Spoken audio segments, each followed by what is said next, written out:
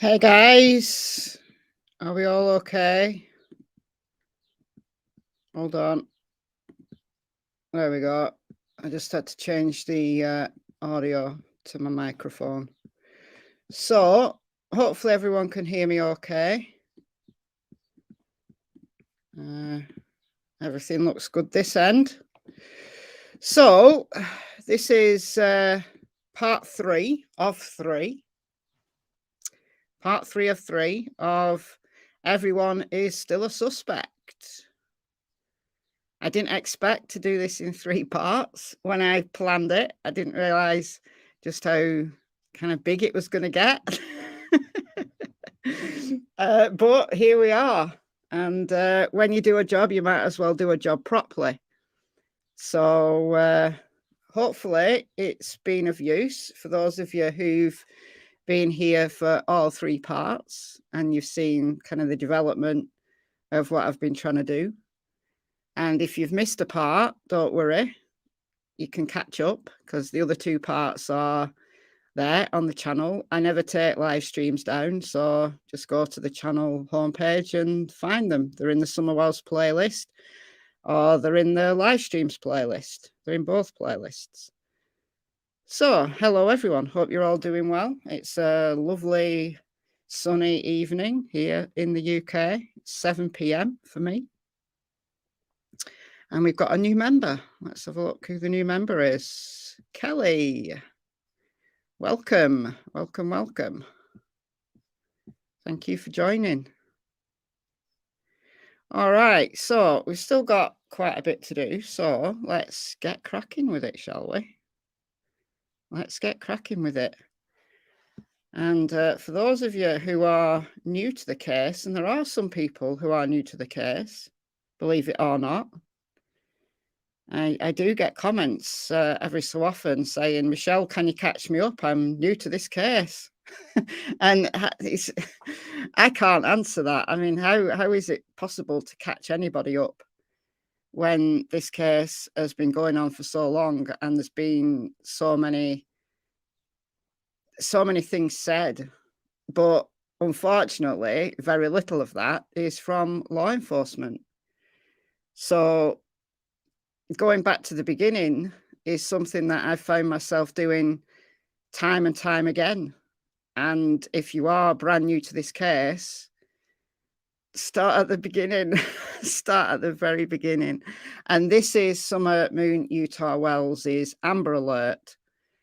And she disappeared from her home on the afternoon of June 15th. Her home is 110 Ben Hill Road in the Beech Creek community of Hawkins County in East Tennessee.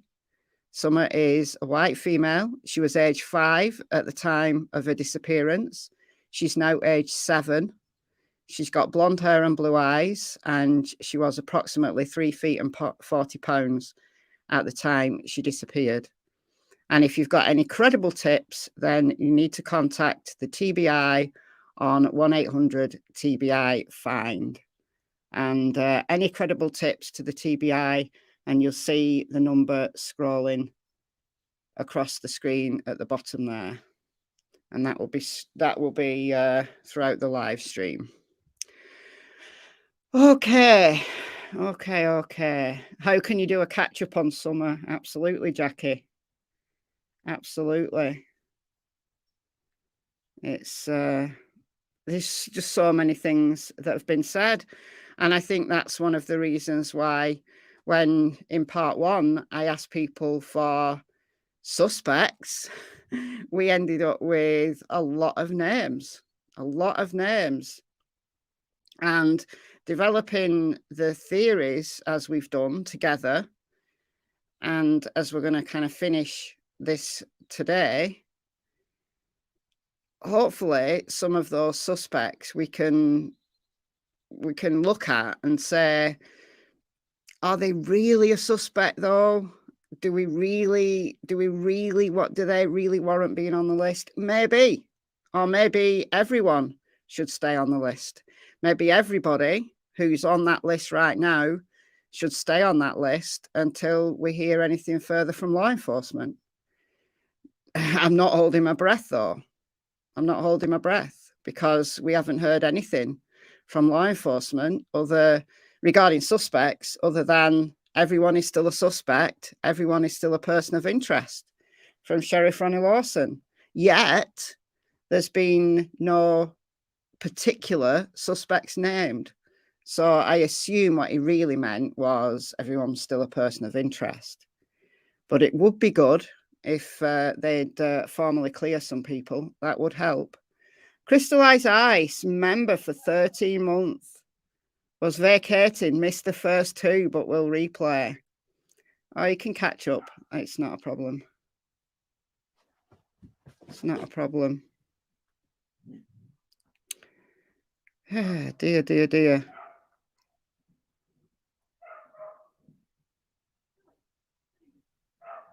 Oh, people are talking about the weather. I was trying to catch up on the comments there. What's that? On my computer, it's above the char panel.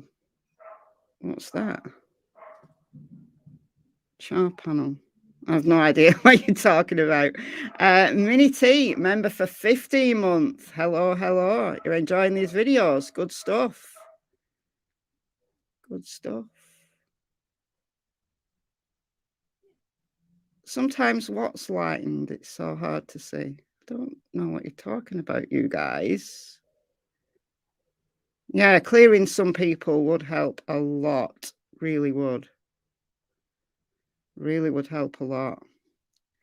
What if someone was taken because of a land dispute? It's here in the things that we've got down on the PowerPoint. So we're going to go through. We'll do a recap for those who've missed the first 2 parts, and then we'll get into what we're going to do. So at the end of last night's live stream, and we've got Pam, member for 12 months. This case got me to get a membership, and you've been a member for 12 months. So thank you. There are so many people that are suspicious. There really are. They really are. Okay, so the end of yesterday, I did a poll. I actually did 3 polls, because YouTube, when you do a poll, it only allows you to do 4 options. So all of the theories that we put together over the last 2 parts, I put them in a poll. Well, then I had to run another poll, and then the top 2 of each poll went into a final poll, and these were the results of the final poll. Oops. So 34% of people who were in the chat last night said accident cover up. So, you know, what's your top theory? What do you think happened to someone else? So an accident which was covered up, closely followed by abducted by a known person, and then wandered away and sadly perished, 22%, 10%. So that was like murdered intentionally. Now, obviously, if Summer was abducted, then there's a high likelihood, very high likelihood, that she was murdered by that person. But what we talked about is murdered by a person such as a family member, or, you know, just murdered. Canadian Cookie, welcome to memberships. Welcome.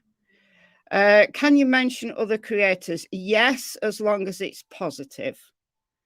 I don't want any slagging off of creators, any negativity. I don't want that. But you can mention other creators in a positive manner. I don't mind that at all. I've never minded that at all. We're all here to help each other, or at least we should be. Okay, so we're going to talk today about motives, and we're going to try and match some of the suspects on the list we've got to the theories that we've put together. So before we get into that, I just want to give you some quick reminders. Now, don't worry, I'm not going to spend a long time on this. This is not a lecture about the scientific method, but I just want to explain again, because I've explained this many times in videos, but I want to explain it in, with a slideshow, really, just one slide about how I investigate and essentially how the scientific method can be used in an investigation, in a criminal investigation. Now, we're not detectives, of course. We're here on the internet talking about this case or that case or the next case, and we don't have all of the information that the detectives have. However, we don't have to play by the same rules that detectives do. So it is a two-way street. And we do have to think about how we actually develop a theory. If you have a number one theory, and it seems that those who voted in this poll do, 34% of your top theory is that it was an accident that was covered up. But how did you arrive at that? Is it just something you feel? Is it just something that you've really researched? Or is it something that you've heard and you think, yeah, that makes sense? And same with abducted by a known person. Why do you think that? Or why do you think she wandered away and perished? Is it because there's just no evidence of anything else? That seems to be the cops' number one theory. Or it was the last time they spoke to us, which is almost a year ago. And it doesn't look like there's been any further developments. And they've always said that there's a strong possibility that she just wandered away. But they've always said there's no evidence of an abduction. There's no evidence of foul play. However, they're not ruling anything out. So they're still keeping an open mind. They're still running the investigation, although it seems to be, the strongest possibility they always talk about, that she wandered away and got lost in the woods. So we've got to kind of ask ourselves, how did they arrive at that? Is it the most obvious? Or is it because there's an absence of any other pieces of evidence? So this is how I work. And it's pretty much how the cops work as well, that they develop hypotheses and then they test those hypotheses. They test them against the information that comes in and they keep reworking those hypotheses. So I've copied this from science, and this is not a scientific investigation, but it should be run as one. Developing hypotheses that you can test should be everybody's aim, whether that's somebody working a case as a detective or whether that's somebody investigating a case because they're an amateur sleuth, like I am, or like maybe you are. So let's put it into words. A scientific hypothesis is the first step in the scientific method and is often defined as an educated guess. Now, that's true when we're forming hypotheses about anything, whether it's a scientific hypothesis for a science experiment or whether it's thinking of what could have happened to a little girl in Eastern Tennessee who went missing and nobody's seen since the afternoon of the 15th of June, 2021. So it's true that what we're doing essentially is guessing, but there's a little bit more to it than that if you plan to test that hypothesis. Because with a hypothesis, we're hoping to be more informed than just a guess. We can all guess. We can all give it a guess with absolutely no information. You could say, oh, well, I think it was aliens. I think she ran away with a circus. We could all just have a guess and it would be, you never know, you might guess right. But the chances are you're not going to guess right because you've not been informed. You're not informed of the few facts we know. So while an educated guess suggests a random prediction, developing a hypothesis requires lots and lots of active observation. You're constantly observing the information, any new information, and going over the information that you've already got. And a lot of background research. So in this case, going back to the beginning and saying, Michelle, I'm new to this, you know, can you catch me up? Well, not into, no, no, in a nutshell, no, because there's a great deal of background to this case.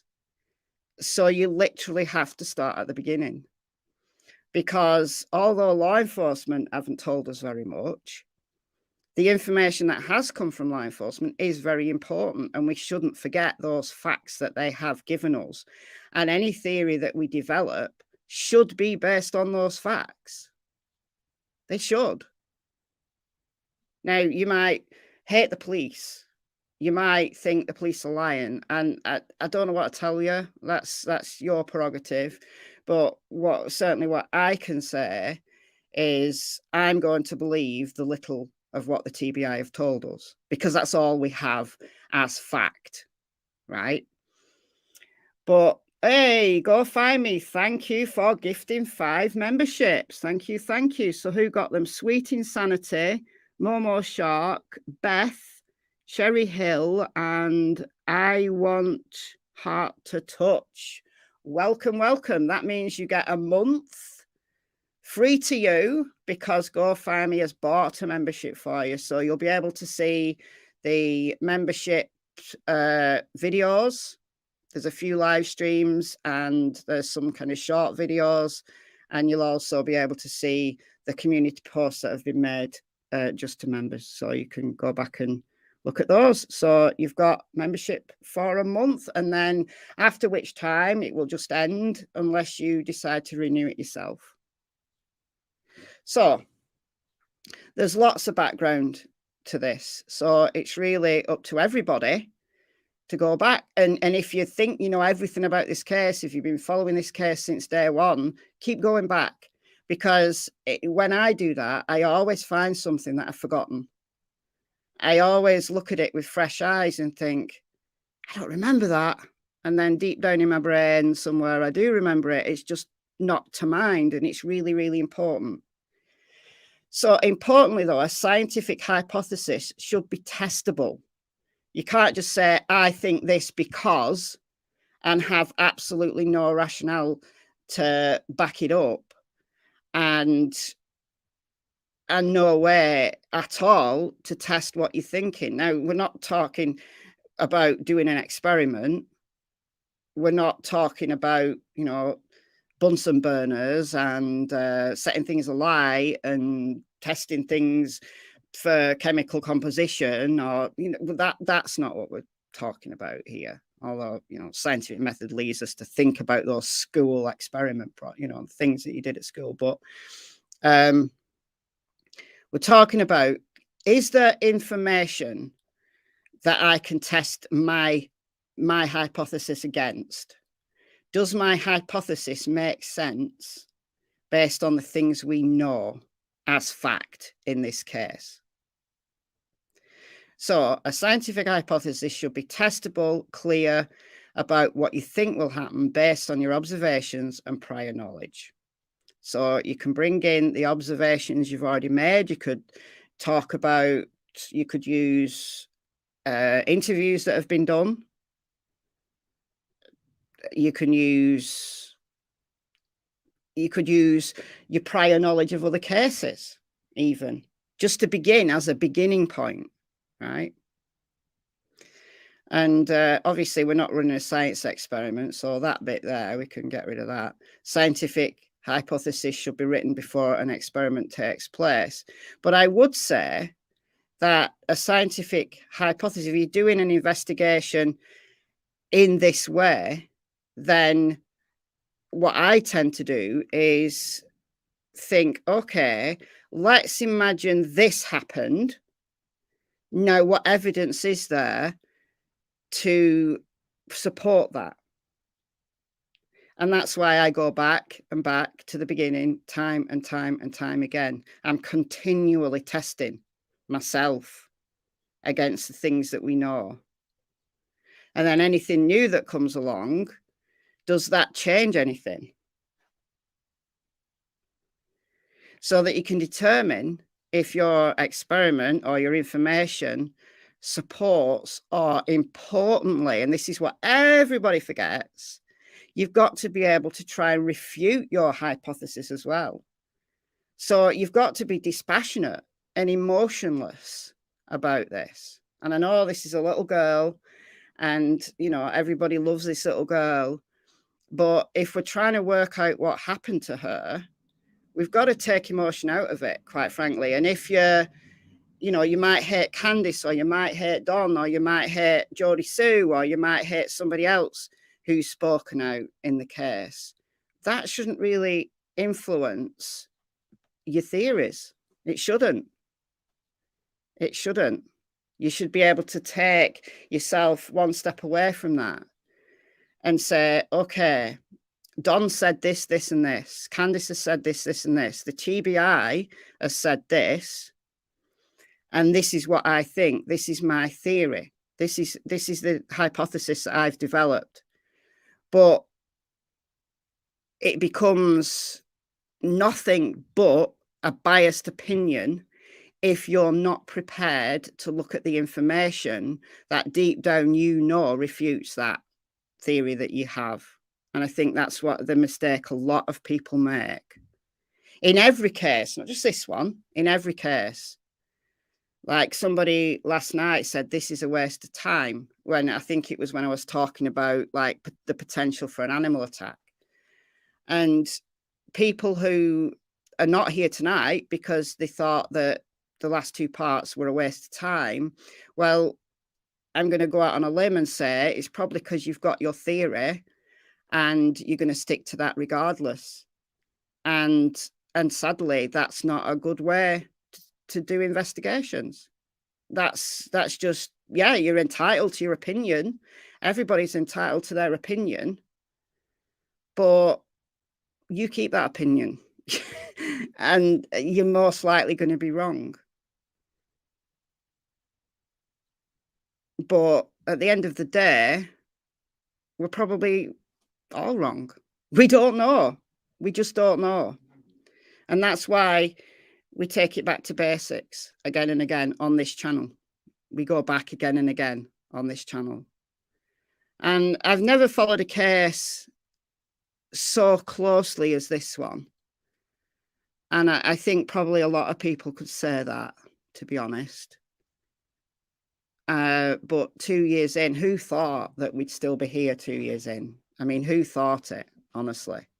I certainly didn't. I thought we'd have some kind of resolution, that someone would crack, that an arrest would be made, or sadly her body would be found. I thought something would happen that would move this case forward, but it hasn't. You know, in the words of Leslie Earhart from the TBI, actually, no, I think it was Detective John Pruitt from Hawkins County, who said, we're no further forward than when we started. Yeah, it was John Pruitt in April 2022. The one and only time he spoke out. He said, we've gone through reams and reams and reams of data. We've gone through cell phone data. We've gone through GPS. We've gone through tracking. And we're no further forward than when we started. So here we are. We're all still talking about the same things because we are no further forward. But that doesn't mean to say that we can't develop hypotheses, those educated guesses that are based on the information we do have, that we can try and test. So that's why we're here. That's what we're doing. So I always ask 3 questions. Why? Why did it happen? Who did it? More specifically, who had the motive? Who had the motive? And then only when I've developed a hypothesis as to why I think it happened, and then who might have done it, i.e. who had the motive, then I think, how did it happen? How did they pull this off? Those are the three questions I ask in that order. Why did this happen? Who could have done it, i.e. who had motive? And then, how did it happen? So one thing we're going to do tonight is we're going to look at motives. And there's essentially two different types of motive here. There's motives for covering up things like an accident, but there's also motives for why somebody would want to abduct someone or even murder someone. So there's two different sets of motives at play. So we're gonna test them both, or at least discuss them both. Okay. But before we get into that, let's remind ourselves of good old Occam's razor. I always talk about Occam's razor, but I'm going to talk about Occam's razor slightly differently. Just forgive me for spending a couple of minutes talking about a little bit of philosophy. It's not really philosophy, but anyway. Occam's razor, as probably many of you know, is, if you're not sure, if you've developed two hypotheses that feel equally good, let's say you've got two theories on the go. Let's say you really don't know whether Summer just wandered away and got lost and sadly perished through the elements or through falling down a ravine and breaking her neck or something horrible like that. Or you think she was abducted, or you think her parents murdered her. And the two things that you think, yeah, those things could have happened. Occam's razor would demand that it's the simplest answer. It's the answer that requires the fewest assumptions that's generally the correct one. So when you hear hoofbeats, the chances are it's a horse rather than a unicorn running down Beach Street Road or a zebra. The chances are it's a horse, right? So the simplest explanation is usually the one that's most likely to be correct because it has the least amount of assumptions. However, there's a downside to Occam's razor. I mean, I tend to go with Occam's razor. If I really don't know, I think what's the simplest explanation? And usually 9 times out of 10, it turns out that the simplest explanation was the thing that was correct. Kylie Rodney, what was the simplest explanation? That she was a little bit worse for wear and she drove the wrong way and she drove herself into Prosser Reservoir. Nicola Bulley disappeared right next to a river. Dog lead, dog harness, dog, importantly, and her phone, but it's the dog for me, found right next to a river.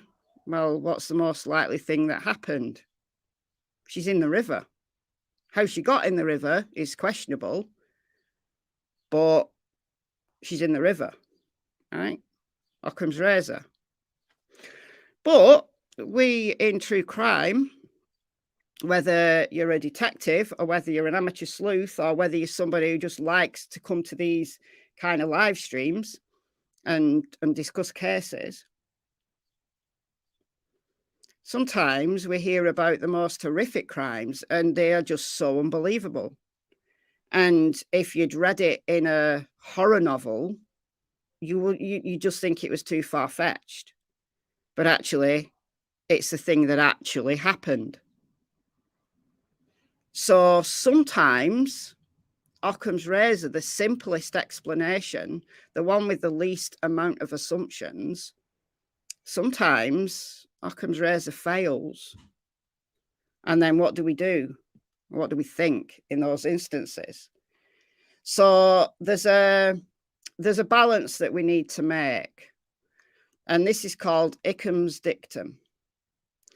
And it is a balance that we need to make because 9 times out of 10, the simplest explanation is probably going to be the thing that actually happened. But this guy, I think his name was Michael Hickam, but don't quote me on that. He was a doctor, right? And he got sick of other doctors saying that patients with complex, sets of symptoms were either probably malingering, making it up, or there's one disease that could account for all of these different symptoms. And he's famous to have said patients can have as many diseases as they damn well please, because sometimes somebody with a complex set of symptoms might actually have more than one disease. And maybe it's confusing everybody because they don't understand it. There's no disease that fits all of these symptoms. Well, according to Hickam, that could be because they have more than one disease. And they're not malingering, they're actually telling the truth. So believe them. And I can give you an actual example of this. And it wasn't a serious thing, but when my son was little, my youngest son, when he was little, he had this really horrible skin condition that started when he was about 4, and it was really, really itchy. And it would start on either his elbows or his knees, and it would literally spread all over his body. It would take like a couple of days for it to literally spread all over his body. And then it would disappear as quickly as it arrived. It would last a few days. He wouldn't sleep. He would be crying. It was horrible. And then it would just go. And then maybe a few months later, it would come back for a few days. And the doctors, we went to different GPs. The doctors couldn't work it out.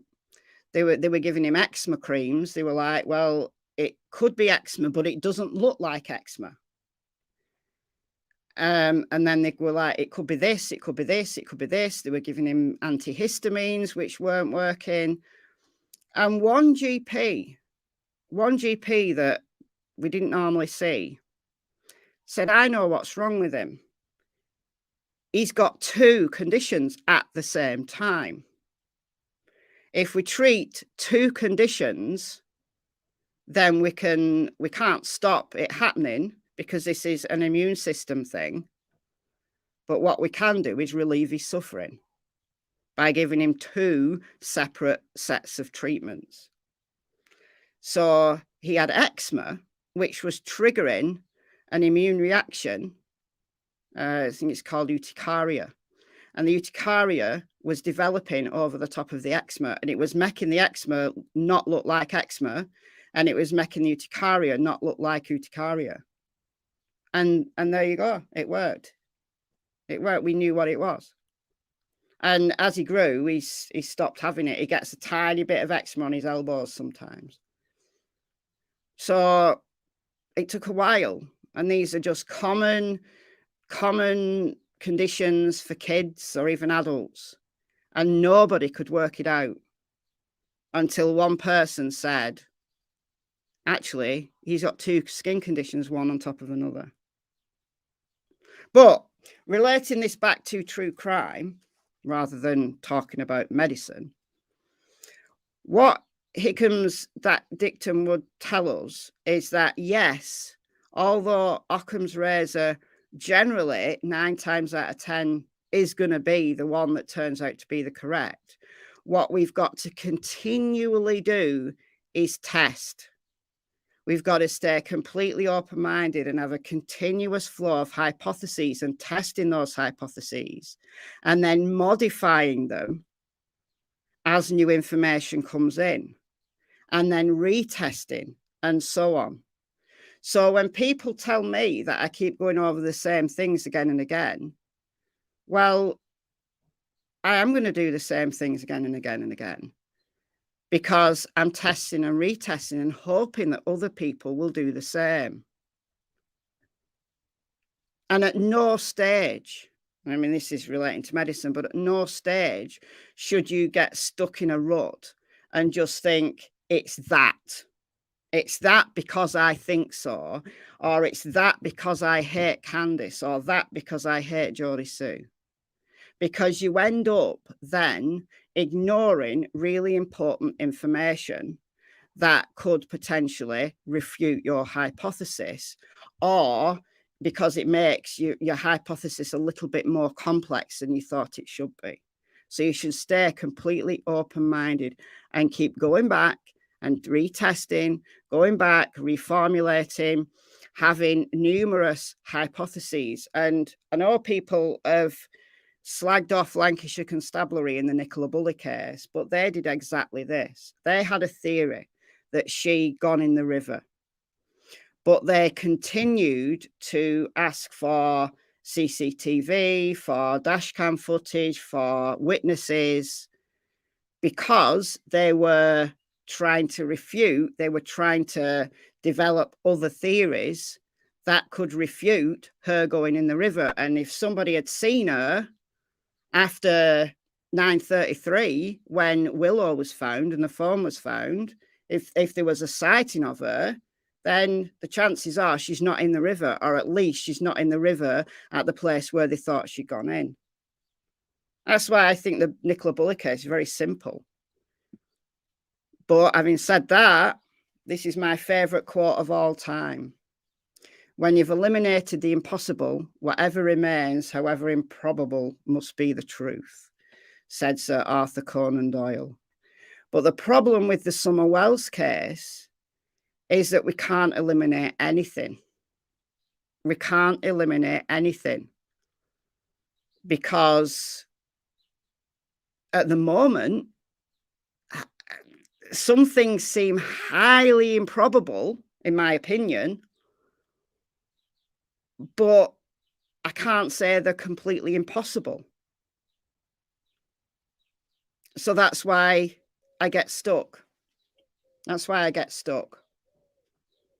And that's why sometimes I can have one theory that's my number one day, and then I think something else the next day, because I can't eliminate the impossible. I can't eliminate anything. There's things that I think are highly improbable, but I can't say impossible. And there's not many cases where I do that. There's not many cases where I do that.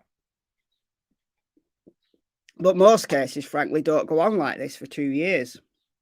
So here endeth the lecture. This is our suspect list. We developed this in part 1. And it went on. It went on for 2 pages. So we've got, so if anybody's got any further ones that they want adding, there was somebody who asked me to add True. So Ali's oldest daughter. So I will. I mean, she's not somebody I think is a suspect, but this is not my list. This is your list. This is your list. So I'm going to read it. Any further that you want me to add, we might as well. Candice, Grandma Don, Jodie Sue, Andy Bernard, Jodie Sue's son, Don Sherfy Jr., Fred Hill, Frank Light, Hunter, Blue Reef Don, Jose, Andrew Hiltz, Billy Dishner, The Tree Trimmers, David Dotson, Robin Lane, Tim Mullen, Wild Bill Drinnen, that's a tongue twister, Brandon Lawson, an unnamed drug dealer that's associated with the Wells, but we don't know a name, Marlena Crawford, Ricky Crawford. There's 2 Ricky Crawfords. There's Ricky Crawford Sr., who's Marlena's dad, who has died of natural causes by now, but he was alive at the time someone disappeared. And then there's Marlena's brother, Ricky Crawford Jr., who is now in jail, but he was, I think, out when Summer disappeared. Dudley, Tony Hammonds, an unnamed delivery driver. So that could be a mail person, it could be UPS, Amazon, etc. Clester Taylor, Wayne Morlock, Ali, True, a cornbread mafia-like organisation. So we could say a Mexican cartel or a drug trafficking organised crime gang. We only use cornbread mafia because that's what the behaviour panel said. Richard Tucker, Pam Wells, Brad Wishen, Billy Benton, Ronnie Lawson, Bradley Hayes, Don's sister Sonia, Crystal Spencer, older adult siblings. So Don's got 2 adult siblings. No, Don's got 2 adult children. And then Candice has got 2 adult children from other relationships. And then a late comer, late yesterday, Chad and Billy Arnold. So if there's any more, blue van driver, you need to give me a name on that. A person previously incarcerated, Warren Hara. No, he was actually incarcerated when Summer disappeared. So he has got an alibi. He's got the ultimate alibi. So I'm not going to add him. Dudley has a warrant out. Yeah, I've heard that, yeah. What about the lady in the beginning? I don't know who you mean. Sorry. Who's Billy and Chaz or Chad? They are local beach creekers that some people have been looking into. Any more for any more? Steve Holden, he wrote the book on Summer Wells. He didn't. He was going to write the book and then he's decided not to. Robert Bunsen not in this. Who's Robert Bunsen? Don't know who that is. Hunter's dad is on the list. Andrew Hiltz is on the list. Right there.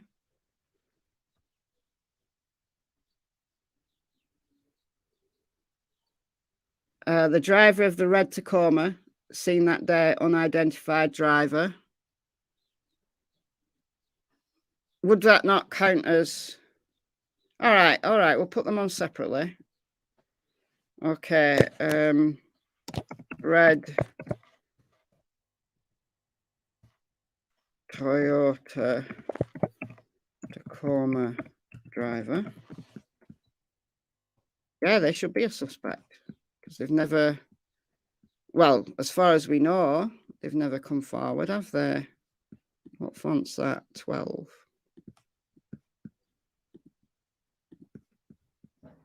All right.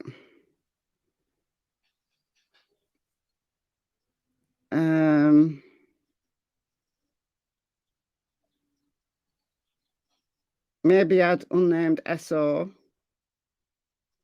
Okay.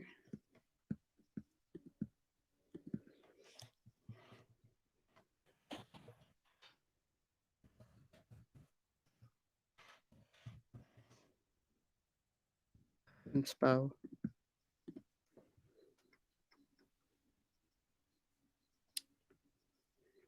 Dobbs isn't on the list because Dobbs wasn't there on June 15th. So we can't put somebody on if they weren't there on June 15th. And we know they weren't there on June 15th. That's why I'm not going to put Warren Hara on, because we know he was incarcerated.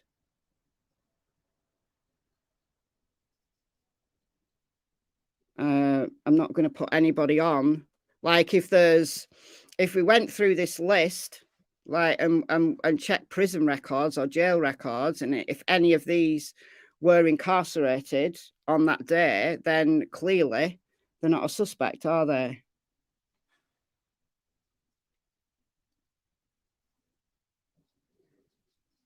What country is Dudley from? The United States, I think. I don't know his ancestry. Can it be confirmed where Jose was? No, that's why he's on the list. Like, if anybody can confirm where somebody was, and it's 100% that they were elsewhere on June 15th, then we can take them off the list.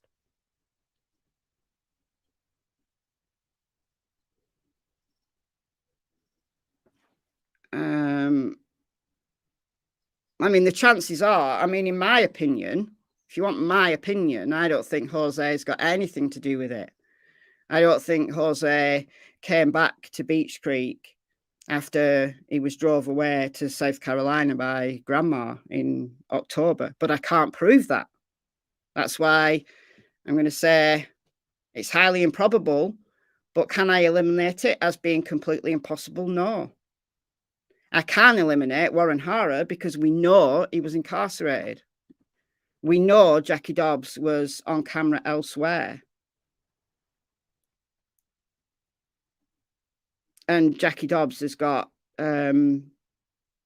he's got health conditions. I don't think he had the fitness to steal a child. Quite, I mean, I'm not being mean towards Jackie, but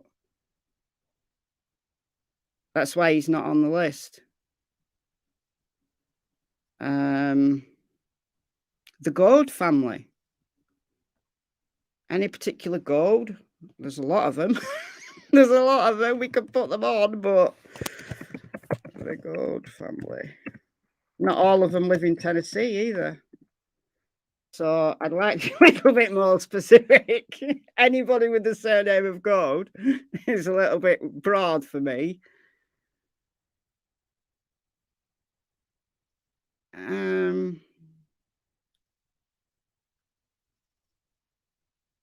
Not Rose Bly. No, Rose Bly. It's not Rose Bly. Rose that was Grandma's friend. Oh, Rose Meyer. Okay. I think she was just Grandma's friend, but all right. I don't know where she was on that day.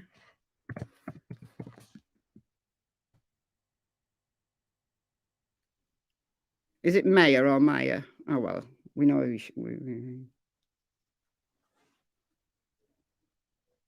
Fred Light's a suspect. Yeah, Fred Light's on the list. He's one of my suspects. I don't think he's in my top 5, but he's definitely up there. And then Jodie Sue, I don't think she did anything, honestly, quite honestly. But then some days, I think you're as suspect as anything. You're as suspect as anything. But not all the time do I think that. Can I not make them a bit bigger? Will it let me make them a bit bigger? Probably will now. Oh, there we go. It's better.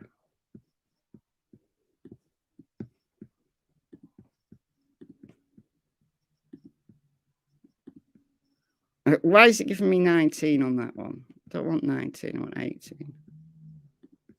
There we are. All right, any more?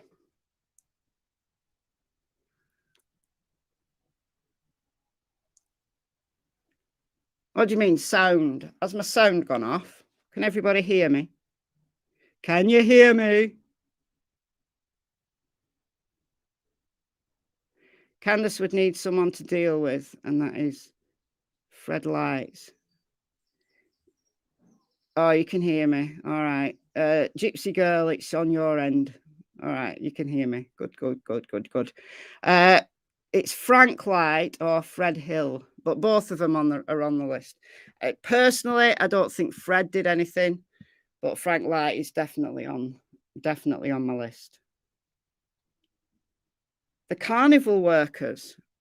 Do we know that there was a carnival in the area though on that day? I've never heard anything about a carnival being there on that day. Could anybody confirm if there was a carnival in the area? If so, I'll put the carnival on.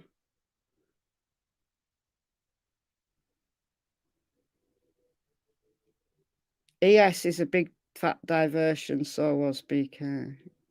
Who's ES? I don't know who ES is. It's a very thorough list. Yes, it is. You thought there was one in Kingsport. Well, on that day, if somebody can go and do a Google. Anyway, it is a very thorough list. Very thorough. The truck driver could have been one of Candace's wrong friends. Could be. Oh, Ernie Shell. All right.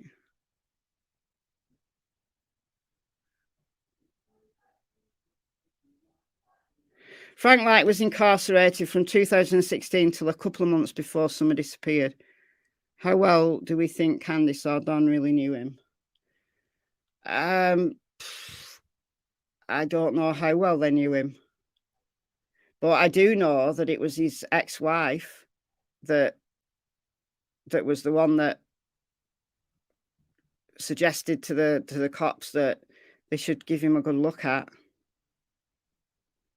So he's still on my list. No, that's not true, Undercover Mother. Not in Tennessee. Just looking at the Amber Alert website, the requirement for the alert is that there must be declared a kidnapping.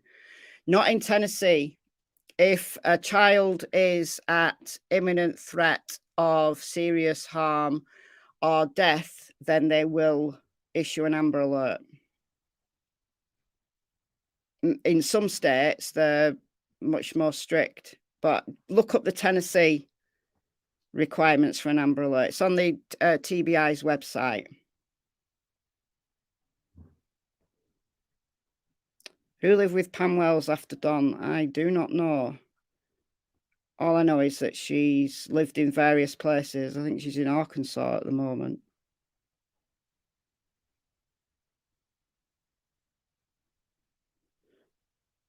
Candace knows Fred very well. Yeah, Fred Hill. We're talking about Frank Light. People get confused. Fred Hill and Frank Light are two different people. Fred Hill lives on Ben Hill Road. He's Andy Bernard's cousin. Frank Light is a relative of Bernard and the Hill family, but more distantly. And he lives on Light Hollow Road, which is a couple of miles away, but you can get to it quicker through the woods. So you don't need to go out onto the road to get from Ben Hill Road to Light Hollow Road. You can go through the woods. So I am suspicious of Frank Light still. Possibly a church attendee. Well, possibly, but there's a lot of people who go to church. Can't put every single church person on. I mean, we've got David Dotson, Robin Lane, and Tim Mullen. Tim Mullen says he didn't know them then. David Dotson and Robin Lane, those were the two people that Candace rang.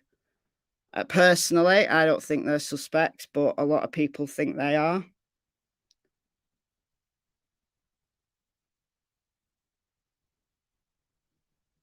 Was one of the wrong friends Tony Hammonds? Tony Hammonds is the guy who supposedly tried to kidnap a young boy, like a 12-year-old boy or something, shortly after Summer disappeared. It was in the paper, and a lot of people looked at him early on.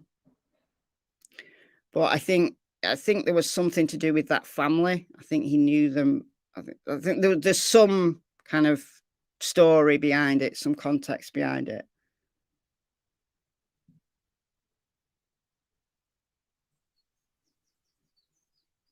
Singer Timmy from church. Do we know that Timmy guy actually knew the Wells though?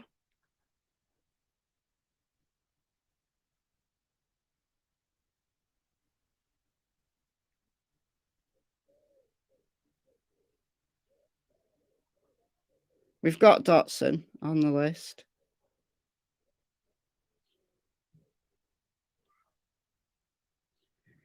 Yes, TH was in that area, according to Candace. What, on the day? Has she actually said that?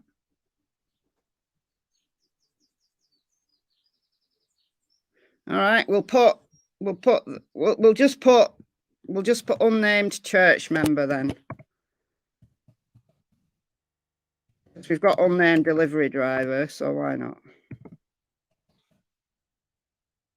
Okay. All right. So the theories that we talked about. So we talked about the accident cover-up and all the we had a selection of things that could have happened that would have produced an accident. And then what we need to think about is what rationale would there be? What motives would there be to cover it up? Because that's my sticking point, quite honestly. That if somebody had an accident, like a child had an accident, why wouldn't you call 911? Why would you hide the body? And importantly, how would they have hid that body? You know, are they really that criminally masterminded that they can hide a body for 2 years, given the amount of scrutiny? Could they really have done that? So we're going to pay particular attention to that very shortly. I'm going to have a list right here very shortly. The other theories we talked about. Now I've tidied this up quite a bit. Just to save a little bit of time tonight. So wandered away, got lost and perished. So last night we talked about various animals that are out there in East Tennessee. Animal attack, for me, I kind of think there would have been evidence, but it's still a possibility. It's not impossible.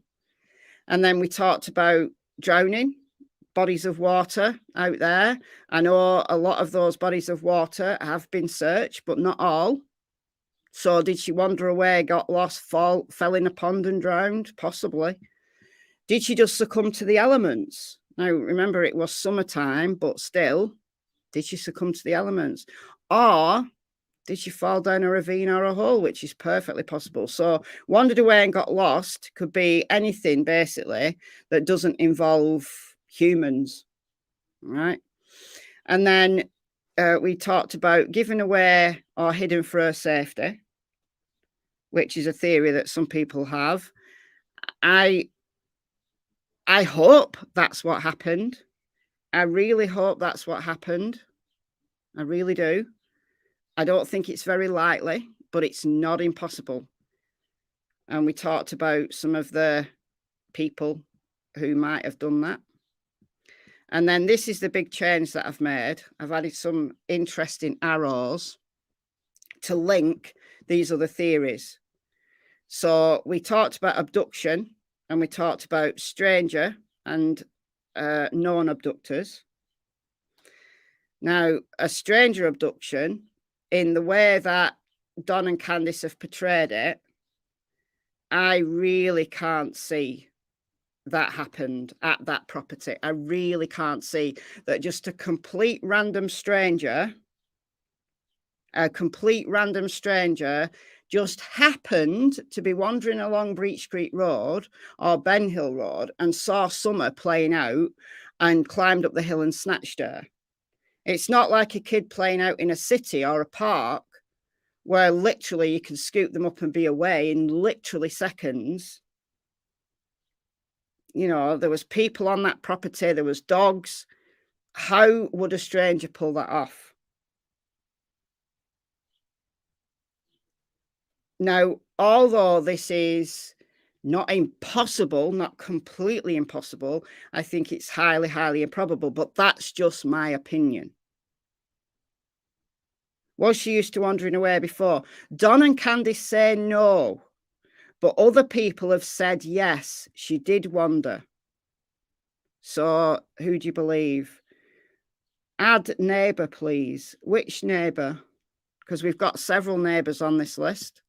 Got Jodie Sue, Andy, who was living there at the time. Geordie Sue's son, Don Sherfy Jr., who's not a neighbour, but he's got his dad, Don Sherfy Sr.'s girlfriend lives on Simpson Road. Fred Hill's a neighbour. Frank Light's a neighbour. Blue Roof Don's a neighbour. So do you think there's other neighbours that should be on there? And then there's numerous beach creekers, Billy Dishner, Drinnen, Crawfords, Hammonds. I don't think does he live on Beach Creek? I'm not sure.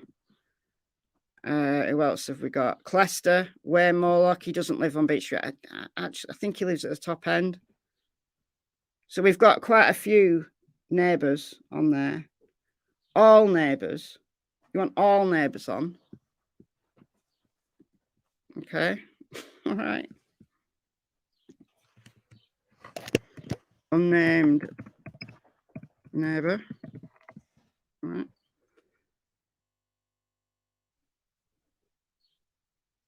Maroon car seen by JSB on driveway that day. Yeah, that's a story that she's been saying forever now. Spelt neighbour wrong. No. Yeah, the red flash. Yeah, she's been saying that since day one.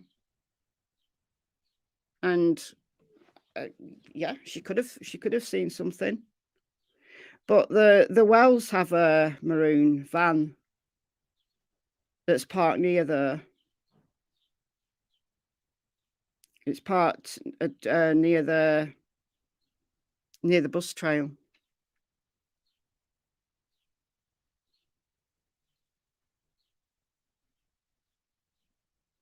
Bet you didn't know that, did you? You would have done if you see my... Why does it think I'm not spelling that right? Oh, you want me to spell it the American way? All right, then. All right, then. Did someone say Summer was found at Sherfy's mum's house one time? Can't remember who said it.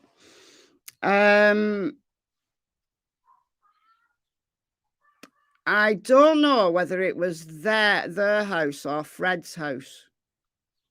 So further down Ben Hill. Was that red van working though? I don't know. I just know where it's parked.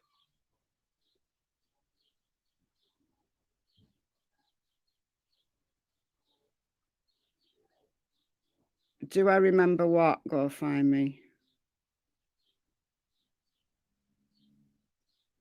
The tree trimmers said that Summer did come home on the 15th. They saw her in the back seat.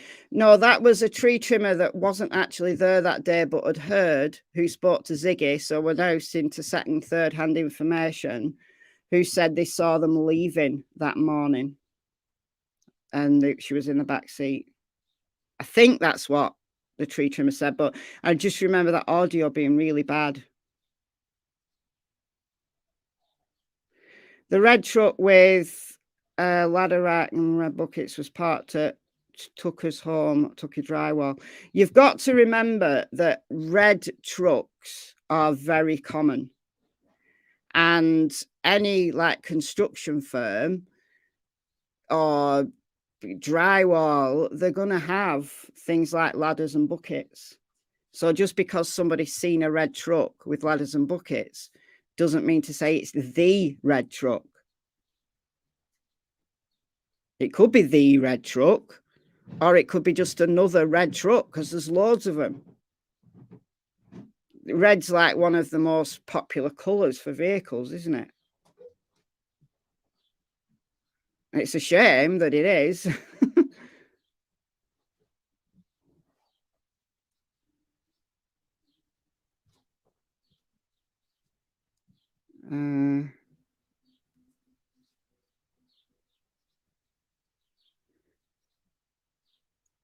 The other time, Don says he found her down the driveway by the road and spanked her butt. Yeah, Don did say that. So we know she would wander down the driveway. I suspect that she did wander a little way, especially if she saw her brothers and where her brothers went. I would expect she did. Thank you, Deborah, for the $10. Just signed on and started from the beginning. Thank you for discussing scientific method. You're very welcome. You imagine most people find it boring, but it's very necessary. Anybody know what colour of vehicle the Sherfies drive? I do. Red. They have red trucks, but not Tacomas. They have red Chevys, I think. They look very similar, though. They look very similar. And Don Sherfy Jr. has like a black car. No, Don Sherfy Senior, sorry, has like a black vehicle. But on their Facebook, before they took them down, they made everything private. There was pictures on of some red trucks, and it looked like a Chevy to me, but very similar to a Tacoma. I'll have that picture somewhere. I don't think I have it on this computer though.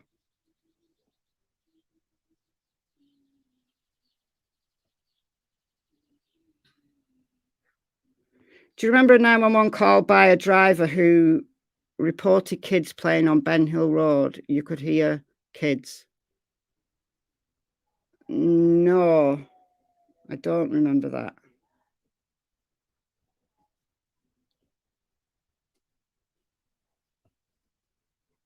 He always thought the reason why the dogs were gone was because they followed her as she wandered off. I think that too. Or the dogs wandered off and Summer followed them.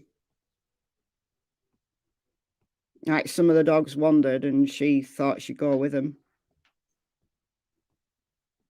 I think that might be one of the reasons why Jodie Sue said that they should have put trackers on the dogs, because one or more of those dogs might have known where she'd gone. And that makes perfect sense to me.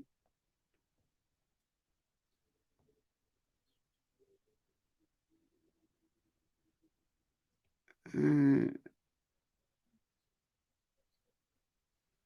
was the guy they caught more than once spying? Oh, Jodie Sue's son was alleged to have been wandering about in the woods. It was after Summer went missing, though. It was when the people were there helping Don and Candice do up 110. But yeah, it was Jodie Sue's son.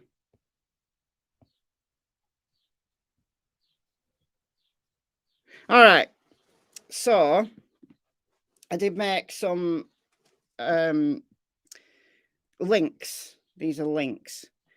So abduction, stranger, in my opinion, much less likely than somebody who was known, either knew Summer, knew the family, or at least knew of the family. And abduction can happen in two ways, can't it? It could be planned, or it could be an opportunist. So we discussed yesterday, and this is one of my theories actually, that she wandered just a little way down the hill and then an opportunist grabbed her. And if it's an opportunist, then technically it could be a stranger. I just don't believe that it happened in the way that Don and Candice say. I don't believe. I think it's as impossible as I can say in this case. I don't think anybody crept into the basement. I really don't think anyone crept into the basement and stole her from the basement. In the middle of the day, when it was obvious there's other people on the property, I don't think anybody, however desperate they were to steal a child, would have dared to do that. Go up into the yard, yeah, I guess. You'd have to be a complete lunatic, but I guess people who steal children are lunatics, aren't they? But I think if she wandered a little way down the hill, either down on Ben Hill Road or down the front, you can go down, it's quite shallow, actually, the hill, down towards the creek. And we know the boys were playing down by that creek. So, an opportunist form of abduction, or it could have been planned, like a controlled abduction. And if it's a controlled abduction, then it opens up lots of possibilities for the different types of people who might want to abduct a child, which is why we're going to also do a list for that. Motives for abduction or motives for murder. So motives for seriously harming her, I guess you would say. So abduction, in my opinion, can then lead to three things, and it can lead to the other theories that we've also talked about. So if she was given away or hidden for her safety, if she was given away by a family member, then they wouldn't need, we could take that one away, right? But if she was abducted by someone from the church or taken by a rogue CPS worker and given away or hidden for her safety, they'd have to abduct her, wouldn't they? They'd have to abduct her. And that's best case scenario. That's what we all hope happened. Do I think it's likely that it happened? No, but it's not completely impossible.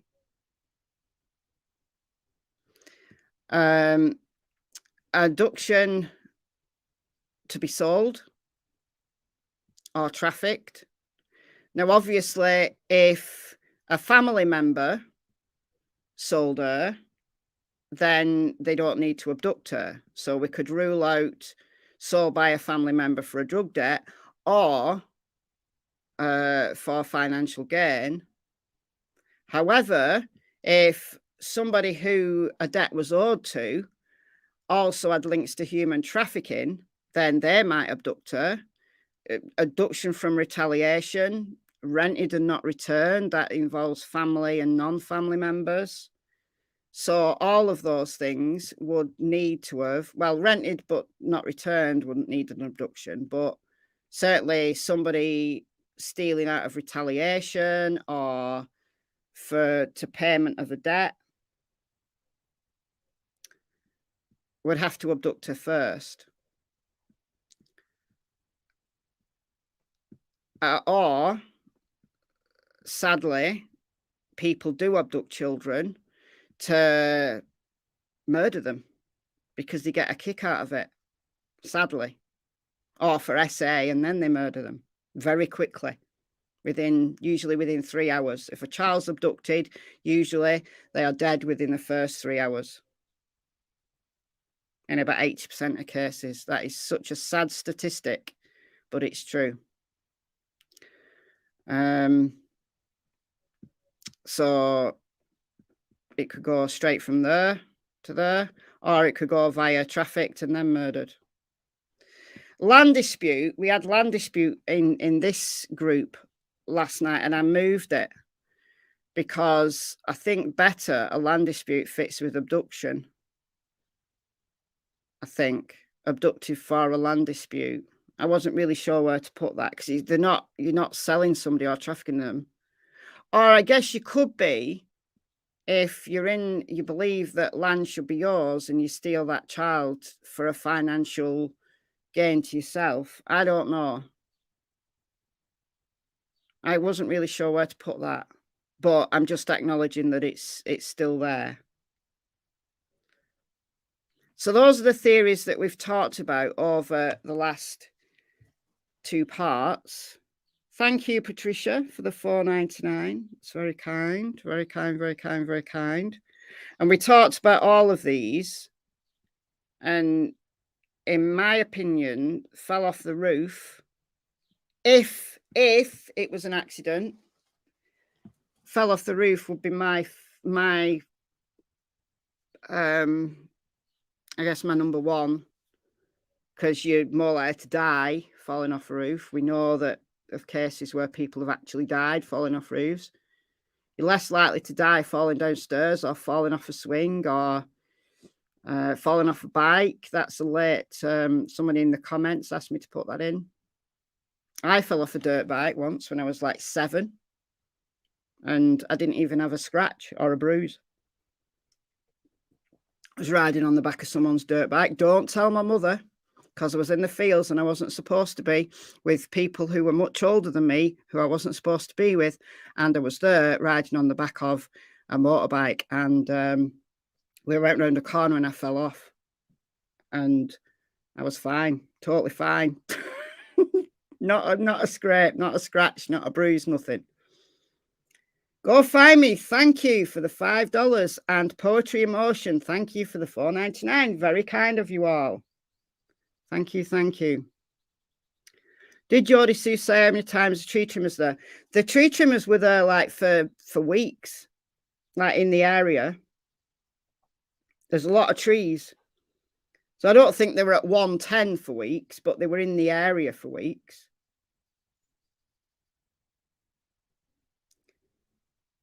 You fell off your scooter, stones in hands and legs and head was red too. Oh. Well, I fell onto grass, so I was fine. Well, it wasn't grass, like yeah, wild grass I fell on, so I was lucky. But I guess if you fall, if they were going down a hill or going up a hill and she fell off backwards, that would be much more serious. So it's possible. It's possible that, you know, something, you know, something that you don't think is going to kill you could kill you. I mean, people have died falling downstairs. People have died falling off swings. They have. It's unlikely, but it's possible. What did Dave Rader say about the dead horse? Oh, they got they found a burial site when they were out there, when Equisearch were out there. They found like freshly turned ground that looked like a burial site, and when they dug down, it was a horse, a dead horse.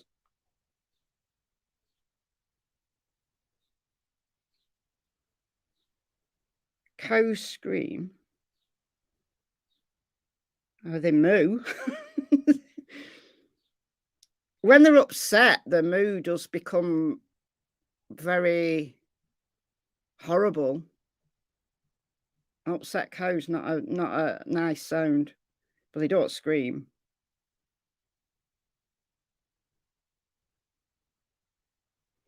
Could she be under the horse? We don't know whether they, I mean, technically, yes, but we don't know whether they thought of that and dug under the horse. We don't know. They could have done. They could have thought of that and dug under the horse. I would have thought of that, but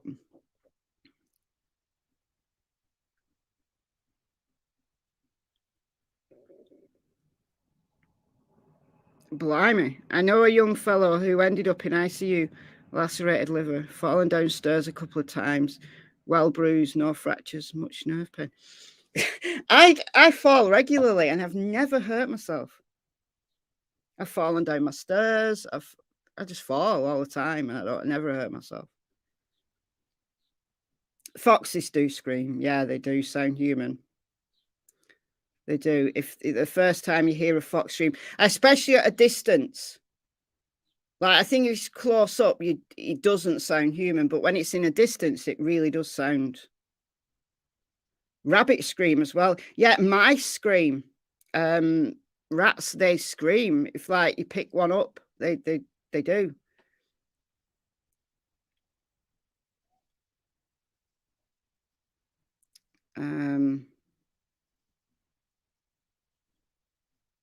Yeah, they do. Anyway, all right, so we talked about these, and that's why they're on this list. So let's think about motives. Let's go do the accident first. So motives for cover-up. What do we think? Why would they, if, let's say, for example, Summer fell off a swing and was badly injured, or she had a medical emergency and she was really, really ill, why wouldn't they take her to 911? Why wouldn't they take her to the ER or call 911? Or if they found her deceased, let's say, for example, she fell off a roof and they found her deceased, or she was hit by a car and she like she was hit by a car on the driveway or hit by a car on Ben Hill Road.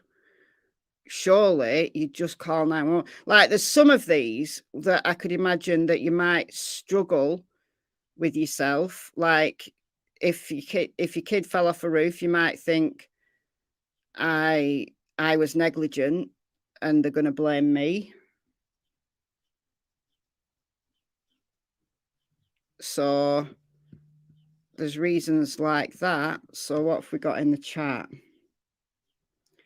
Fear of arrest for neglect. Yeah, that's what I was getting at. So fear of arrest for neglect is an obvious one. That's the one I would think of. Some of them, I would say, I don't think you'd even imagine that you get done for neglect, like hit by a car. Maybe if you were under the influence of something,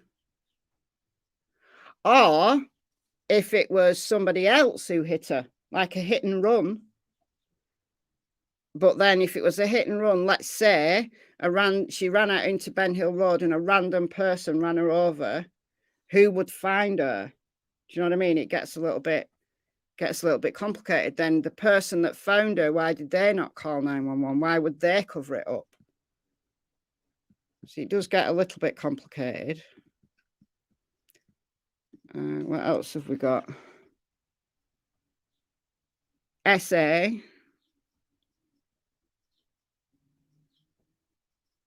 So we talked about that last night, that if she was being SA, so if she was being abused, they wouldn't want an autopsy on the body. I think that's what you're getting at.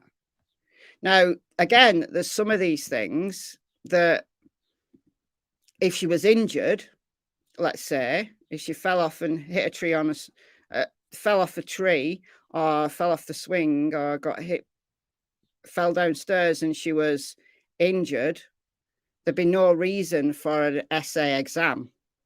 So they could take her, call 911 and there'd be no problem. So she'd have to be dead, I think, for this to be even an issue. They'd have to actually find her dead. So cover up abuse. Now, this is not me saying that I think Summer was being SA'd, but it's a possibility. Poll the accidents. I can only do 4 though, so I'd end up at about 1 million polls. How many have we got? 1, 2, 3, 4, 5, 6, 7, 8, 9, 10, 11. I'd have to do 3 polls and then do the top 2 and the top 2. I'd have to do like 6 polls. 5 polls. So there's too many options, and that's just what we've discussed. I'm sure there's more that people would think of. I'm sure there'll be more that there's probably some in that I've missed, like in the comments. I'm trying to watch the comments, but I'm probably missing some things. And because there is some things that I've added on after. Hypothermia, for example, came up later. Somebody talked about that in the comments. What else have we got?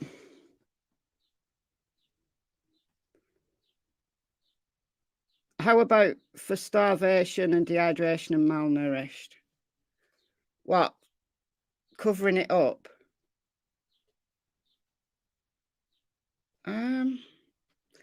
I don't think Summer was severely malnourished, honestly. I mean, she might have had some vitamin deficiencies, but I don't think she was thin, but she wasn't abnormally thin for an active 5-year-old. I've seen a lot thinner kids, honestly.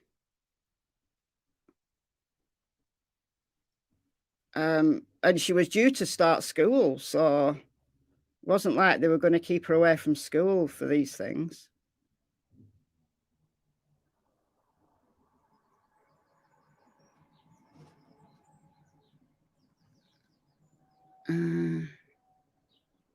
Don going back to prison, he was afraid of that. So, yeah, so we've got that. So if fear of arrest for neglect, so if an accident happened and they feared being arrested for neglect, that's one. Or cover up for abuse is another. So we've got that. We've got those in.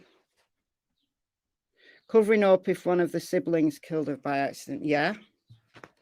Not that I want to talk about the boys.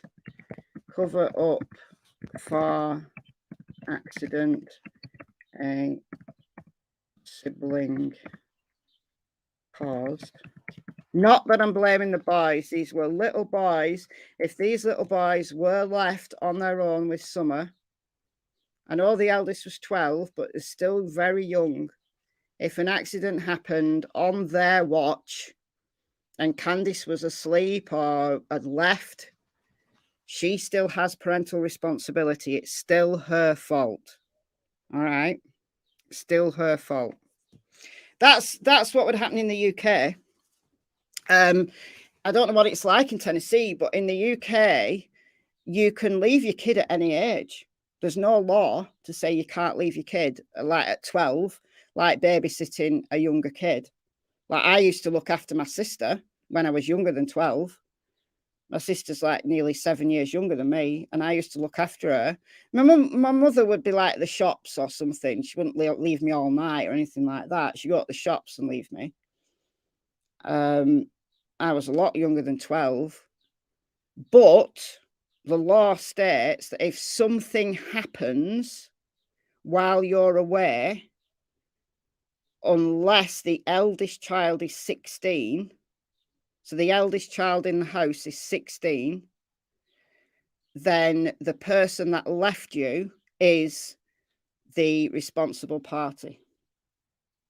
Unless you are the McCanns, yes. Unless you're the McCanns.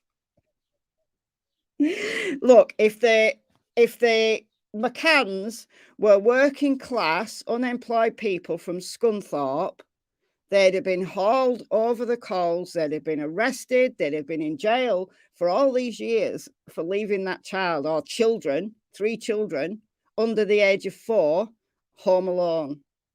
I could totally agree with you. Ask here for top accidents. I know the top accidents in the home. In young children, some of it's eating stuff they shouldn't. Road accidents are like the top one, I think. But in the home, eating stuff you shouldn't is one. Choking is another.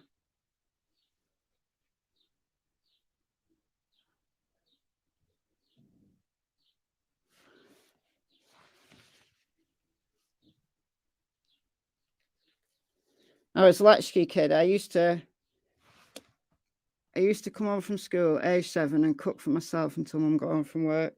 Yeah, a lot of people grew up like that, didn't they?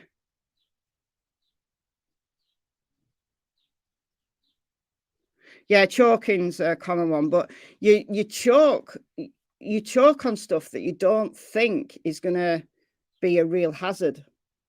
Like one of the major choking issues for young children and the elderly is bread. Believe it or not, it's bread and peanut butter.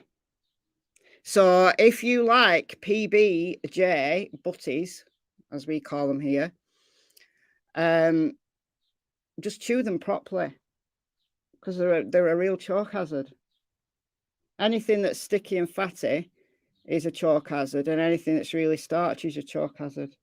Anything that's really sugary isn't, because it melts quickly. Even if it gets stuck, it does melt. Should we look it up, what the top accidents are? So I think I know, but I'll have to open a new window for this.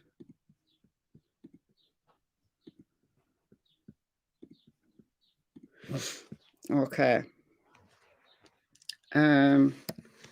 Top accidents in the home. Falls. Falls are the most common accident, accounting for almost half of injuries or deaths in the home. Hey, I didn't know that. I actually did know that, but usually falling doesn't result in death, does it? So the risks all around the home, take a look around your home. So potential choking hazards for young children. Choking's a big one for young children. It's falls for older people, I think. Falls. I want a list. 10 most common accidents in the home. Let's have a look at that.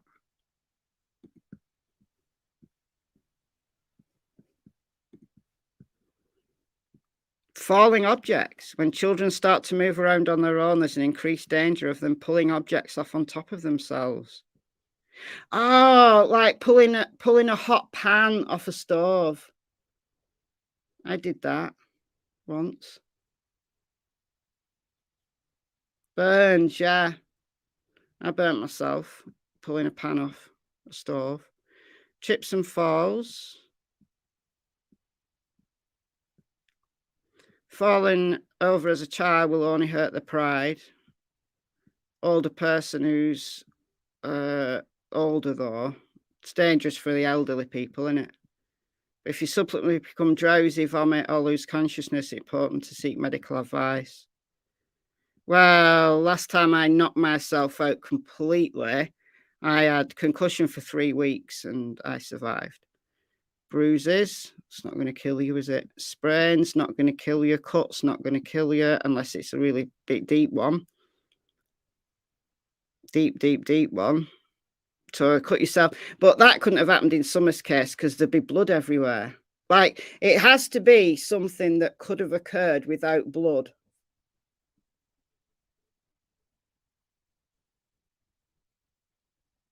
You're now the elderly person. A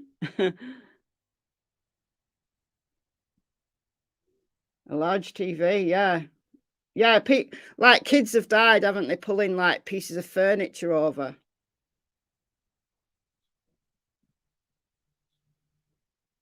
Electrocuted, yeah. Electrocuted. That house had some like wires that don't look safe. Choking, poisoning. I know poisoning's a big one for little kids. So that's why overdose is there. Glass-related injuries and drowning. So if you've got a pond or a pool or something. So those are the top ones according to this website. So I think we've pretty much got quite a few of those on. So look what we've got on.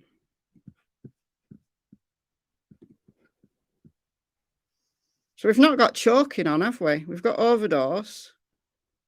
We've not got choking on. Let's put choking on. Just out of completeness. Nobody mentioned choking. Or at least nobody I saw mentioned choking.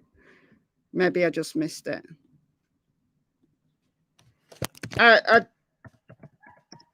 It's not likely that you're going to choke to die. Choking's common, but it's not common that you die from it. But it obviously happens. Choking. Choking.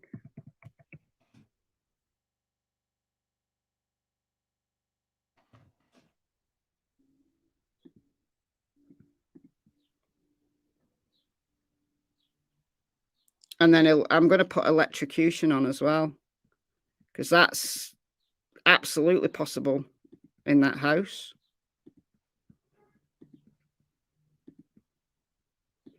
Oh, it's playing silly beggars with my lines again, like it did last night. All right, you don't want to play nice. Okay, then I'm going to copy you. I'm going to copy you. I'm going to paste you, and then I'm going to move you. If you won't draw for me, I don't need you to. Stupid tech wants to play horrible. Okay. The thing that sticks in, that I have a problem with the accident theory, as I've said loads now, is the covering up part.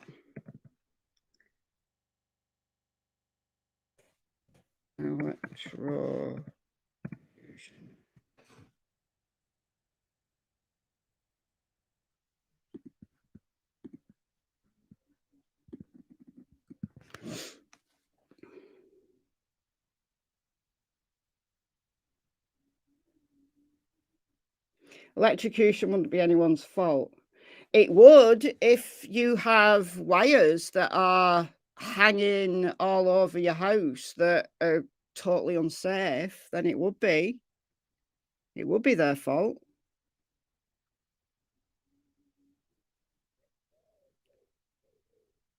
Gunshot. We've got shot.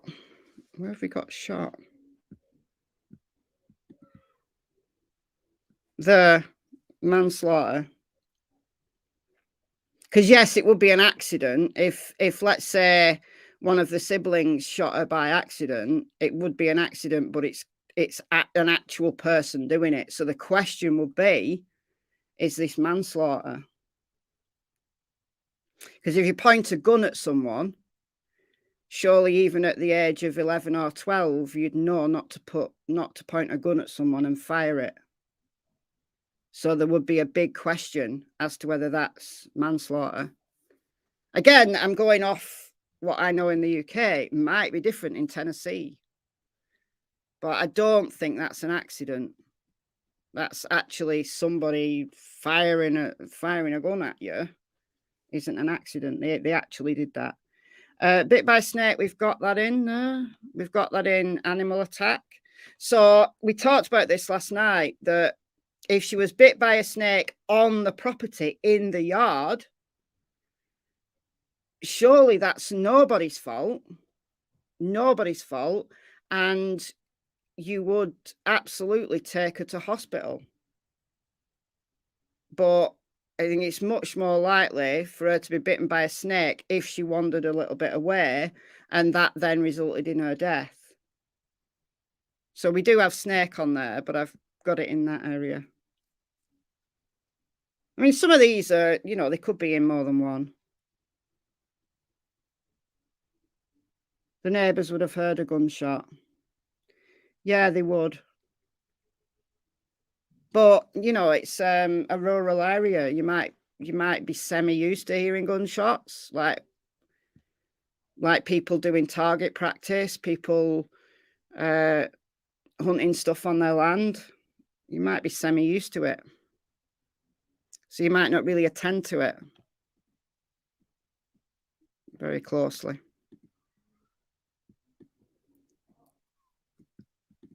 But yeah, I do agree. that the neighbours most probably would have heard a gunshot.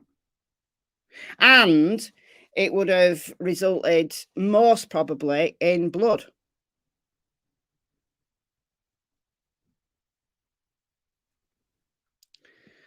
So, reasons for cover-up. So I think those are the main ones, aren't there? Is there any more we could put on? And the thing that really, really, really I can't get over, that causes me a big issue with the accident, is this.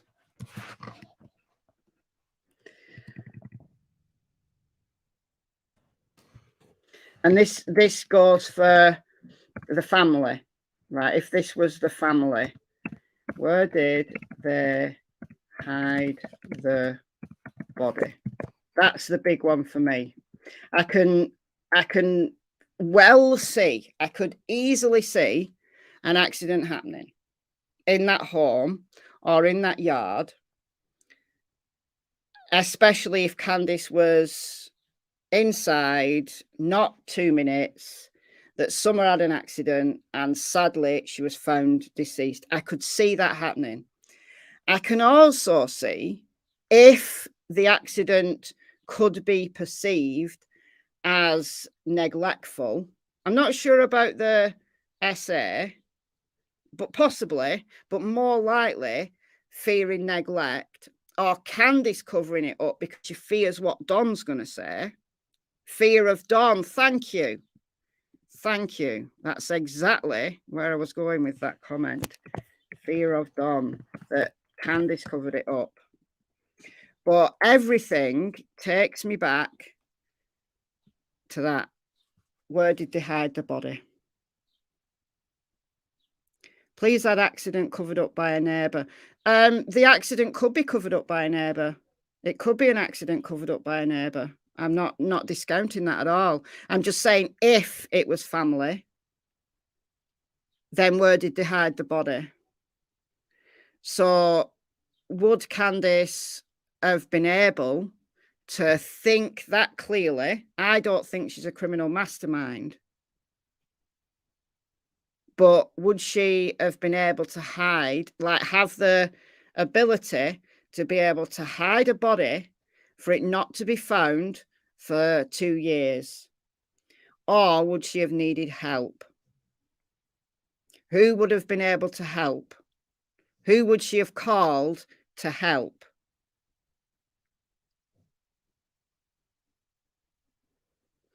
Landfill, yeah, but if you can't just take your kid to landfill. You can't just take a dead body to the landfill.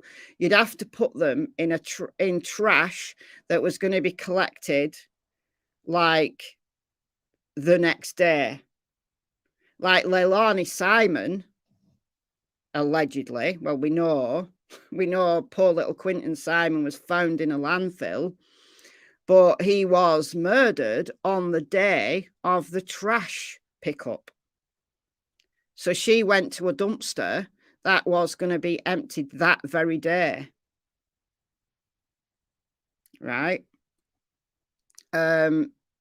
So you get away with that if that trash is going to be emptied that day or the day after.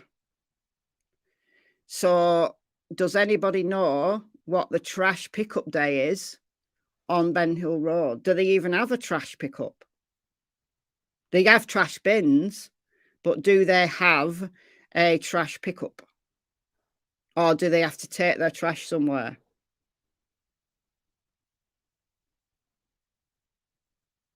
I don't know the answer to that. But yeah, if it was, the trash was picked up and it was going to be picked up that day or the day after, then...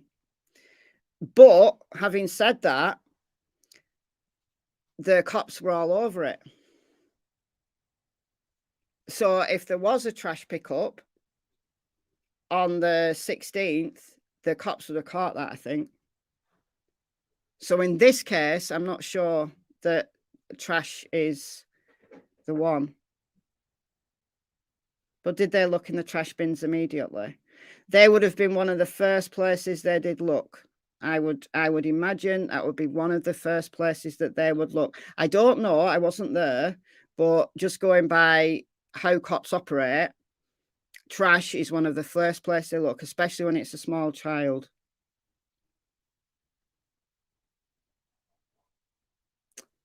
Could she not have gone for a walk and fallen in the river? Yeah, that's why we've got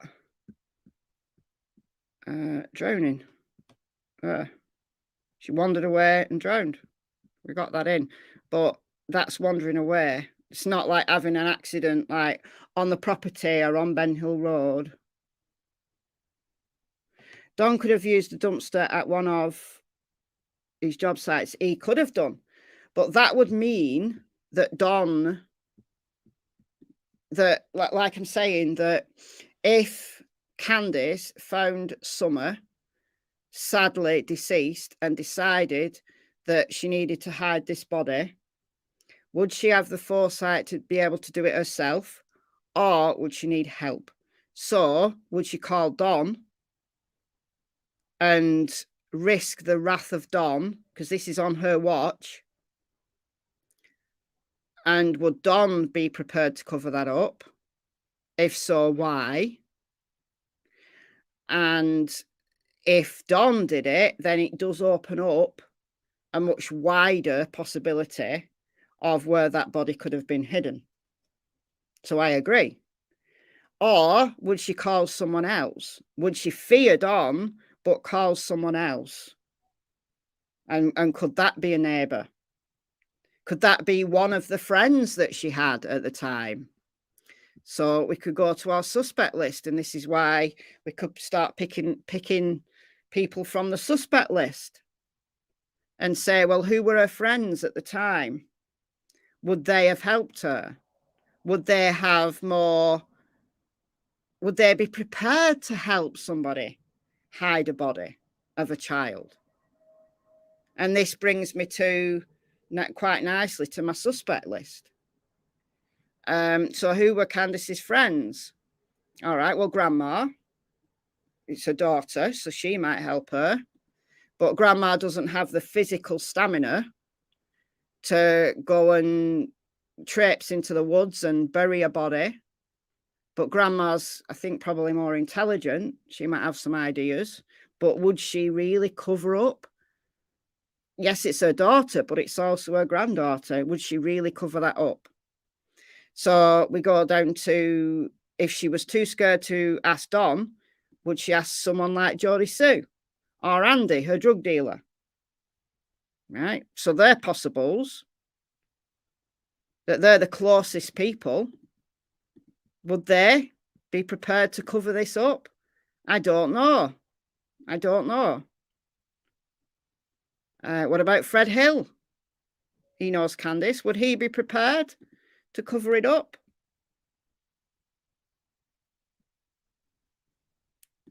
Frank Light, would he be prepared to cover it up? Blue Roof Don, I don't know how well she knows Frank Light or Blue Roof Don. I know she knows Fred, though.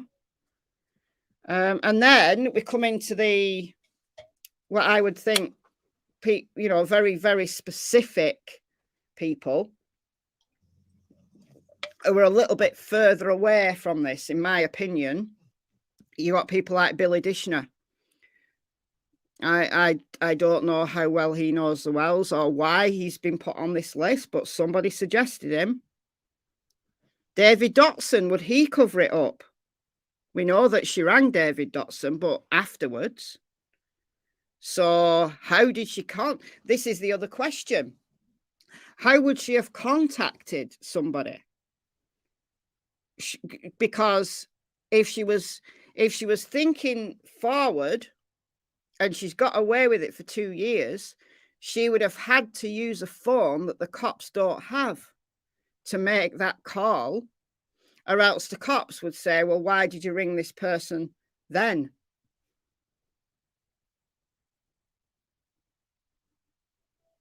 Now, there's only Fred, Jodie Sue, and Andy allegedly was at work. Allegedly, Andy is on camera at work. I haven't seen the camera footage, but allegedly he was. So Fred was around, Jodie Sue was around. So those are the only 2 people on this list that she could have walked to. Or maybe Marlena was quite local. So there's only a very small number of people that she could have walked to.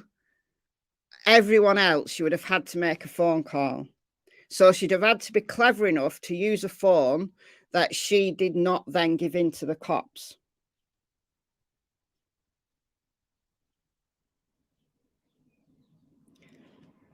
Basically, Billy stayed in the shed on the Lower property at one time. Which Billy, though? We've got a bunch of Billys. Nobody seems to be very clear on, because Billy Dishner owns property. Billy Dishner owns property. He doesn't need to stay anywhere. He owns property. But we've also got, while Bill Drinnen, he's coming as an outsider. You know, I don't mean an outsider to the area. I mean an outsider to the favourite suspects, I guess you would say. There's also Billy Benton, who's been mentioned recently. So you've got to be very careful with the Billies that we're talking about. Billy was in jail at the time, the drunk Billy. Who's the drunk Billy? Because if you can be absolutely clear which Billy's was in jail, then we can take him off the list. If you can be absolutely clear which Billy, there's how many Billies, yeah. It's like the Billy Goat's Gruff, isn't it? There's loads of Freds and Dons too. There's only one Fred. There's only one Fred. Dudley. What she would have called Dudley. Would she have known Dudley that well? And would Dudley have hid a body for her? See, we've got to think, how likely is it? Like, it's unlikely that that this is gonna happen in such a way that she ends up having to hide a body. But something happened to Summer Wells. So this is just one theory that we have to explore every aspect of it. So how, if it did happen that way, where did they hide the body that they've got away with? Because there's more to it than just finding a good place. Because then if you have to move that body, well, when do you get the opportunity to move that body? When the cops are crawling all over the area.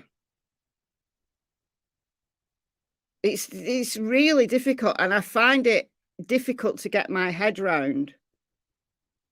And I find it difficult to get my head round for that reason. But I can't discount it, because it's not impossible. The Billy whose wife's kicked him out. I know that, but which one is that? Is that Billy Dishner? Is it Billy Drinnen? Or is it Billy Benton? Because all of those people have been named. Who could she trust is exactly what I'm saying. Who could she trust? Who could she trust? And it seems that Candice is not good at keeping friends. So it would have to be somebody that either now knows that they're going to be implicated in it, that she could threaten and say, well, if you tell on me, I'll tell on you. So there's a common reason why they've now got to keep the story. So is that Don, or is that someone else? So is it Marlena? Is it Jodie Sue? Is it Andy Bernard? Is it someone else? She's a loner. She is. She is.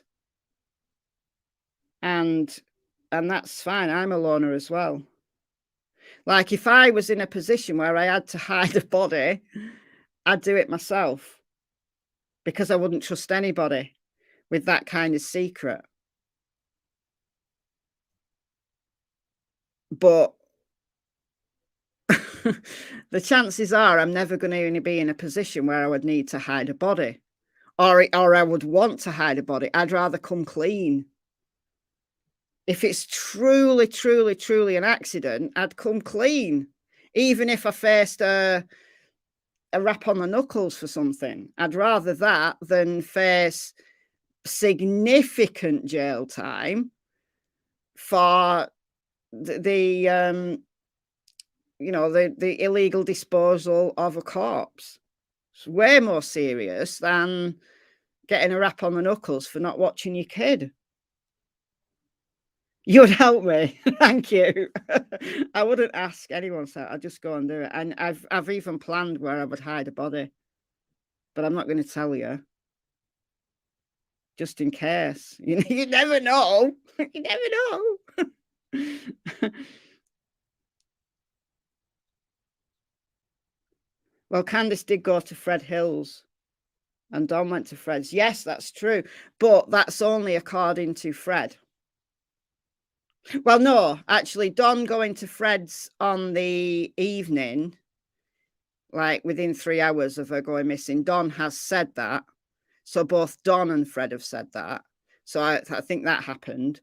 But Fred saying that Candace was seen on his driveway when he wasn't there, that's only according to Fred. We don't have that any confirmation. Illegal cremation. I don't know, because it takes a huge amount of heat to reduce a body to dust. People don't realize.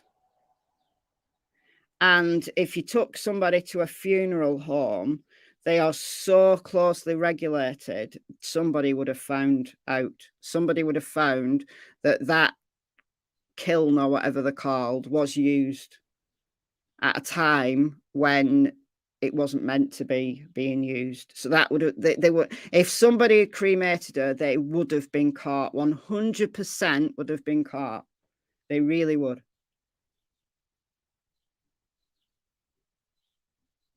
Yeah, Fred fibs. Yeah. I think there's a little bit of truth in what Fred has said, but I think in regards to seeing Andy on the 15th, I think he genuinely believes he saw Andy, but I'm inclined to believe Andy on it, that it was actually the 14th, that Fred and him did exchange words, but it wasn't on the 15th. It was the day Andy came home early, which was the 14th when Dobbs was there. It all kicked off on the 14th. Andy was home early because of the Dobbs situation. David Dotson worked in a funeral home. No, he didn't. Not at the time that Summer disappeared. That was his job, but he was unemployed at the time that Summer disappeared. So he didn't even have access to a funeral home. But if he did, he would have been caught. If he did, he would have been caught, because they are so very closely regulated, these places. 100% would have been caught. Exactly. No funeral director or owner is going to jeopardize anything for anyone. Absolutely. 100% agree, because it's a very lucrative business. Very lucrative. Your £35 dog was cremated in 2 hours. It's not the amount of time it takes, it's the amount of heat. You have to have professional level heat. You can't light a fire. Like, people think that you can just light a fire, and as long as your fire burns for a few hours, it's going to reduce a body to dust. No, no, I'm afraid not.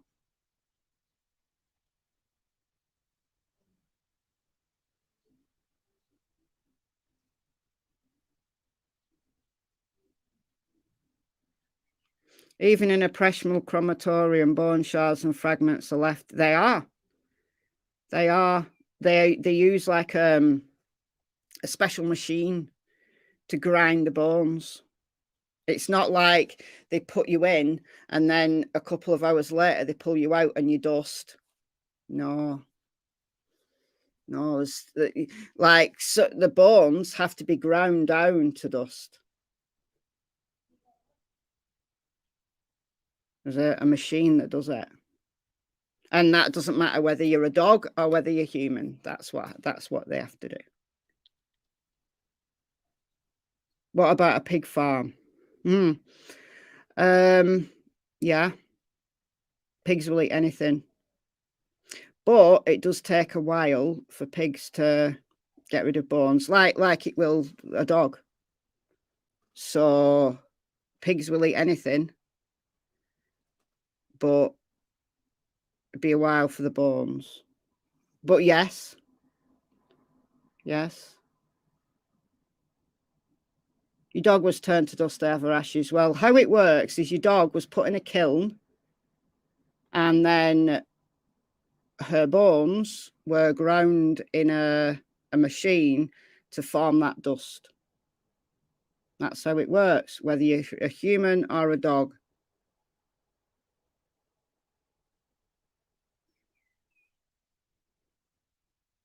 I've got the ashes of my, I've got 3 dogs' ashes in my house. I've got Poppy, Jack and Bella in my house in boxes.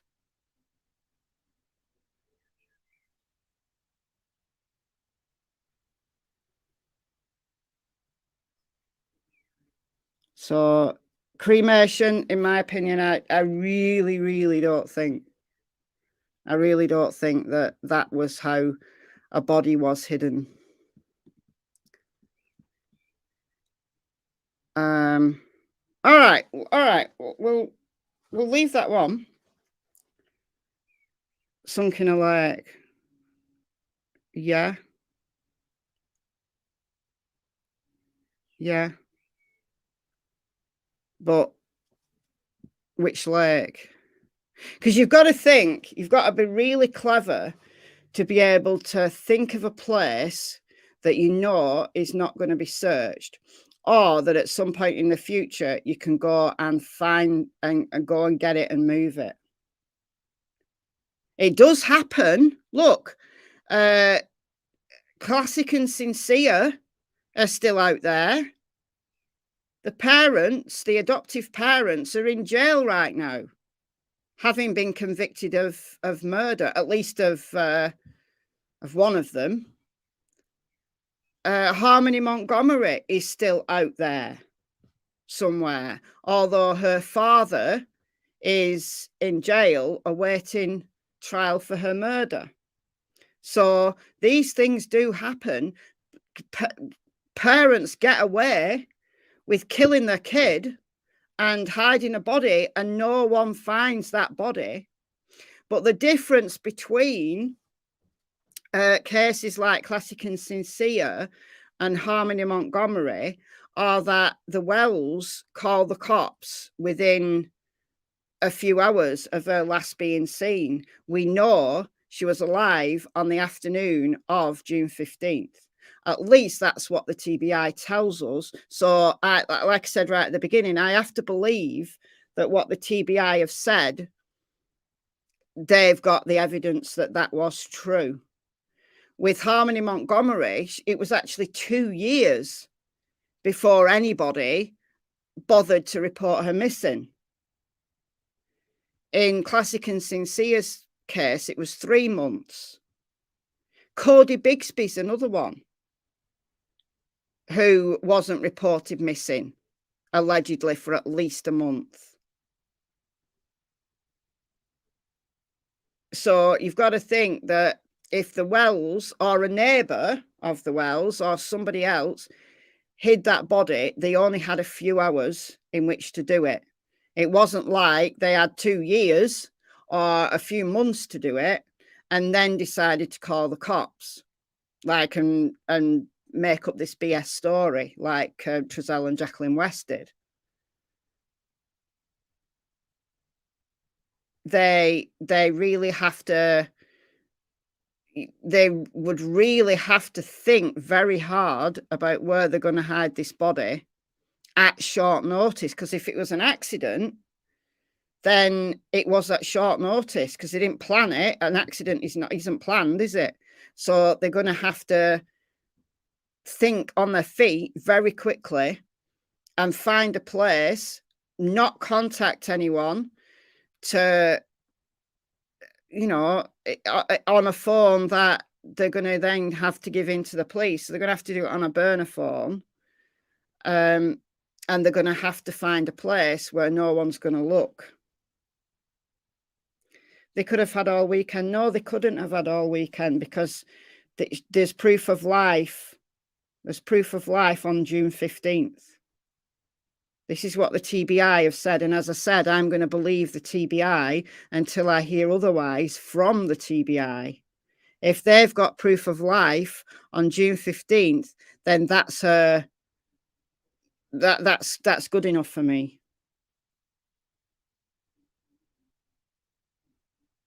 May not be an accident. That's absolutely the case.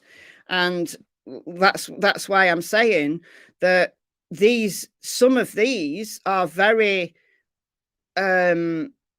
possible to have an accident. Accidents happen all the time, right? Anybody can have an accident, doesn't it? It's not, accidents can happen to anyone at all. But the sticking point for this theory, whichever it turned, you know, whether it was an overdose or hit by a car or fell off a swing or fell off the roof, all of it is tempered by, for me, what was the motive for covering up? And these are good motives. These are good motives. But the thing that sticks for me with this theory is, where did they hide the body so well in short notice that they got away with it? That's the thing that sticks for me. So moving on from accident, though, let's think about abduction. So, because what we're hoping to do is look at some of these people. Because if you're looking at an accident, then it's got to involve Candice, Grandma, Don, and possibly a handful of particularly Candice's closest friends. The majority of the people on this list, it doesn't, you know, if it really was an accident that was covered up, then the majority of these people, you can automatically exclude them. Automatically. But if we look at the motives for an abduction or the motives for murder, so the motive for doing something horrible to Summer, what are the motives for that? Because that brings in a whole different group of people, potentially. Some of the people are the same, but it brings in different people, potentially.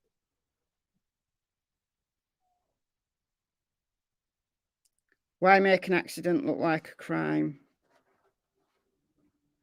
I'm not sure whether you're replying to me or replying to someone in the comments.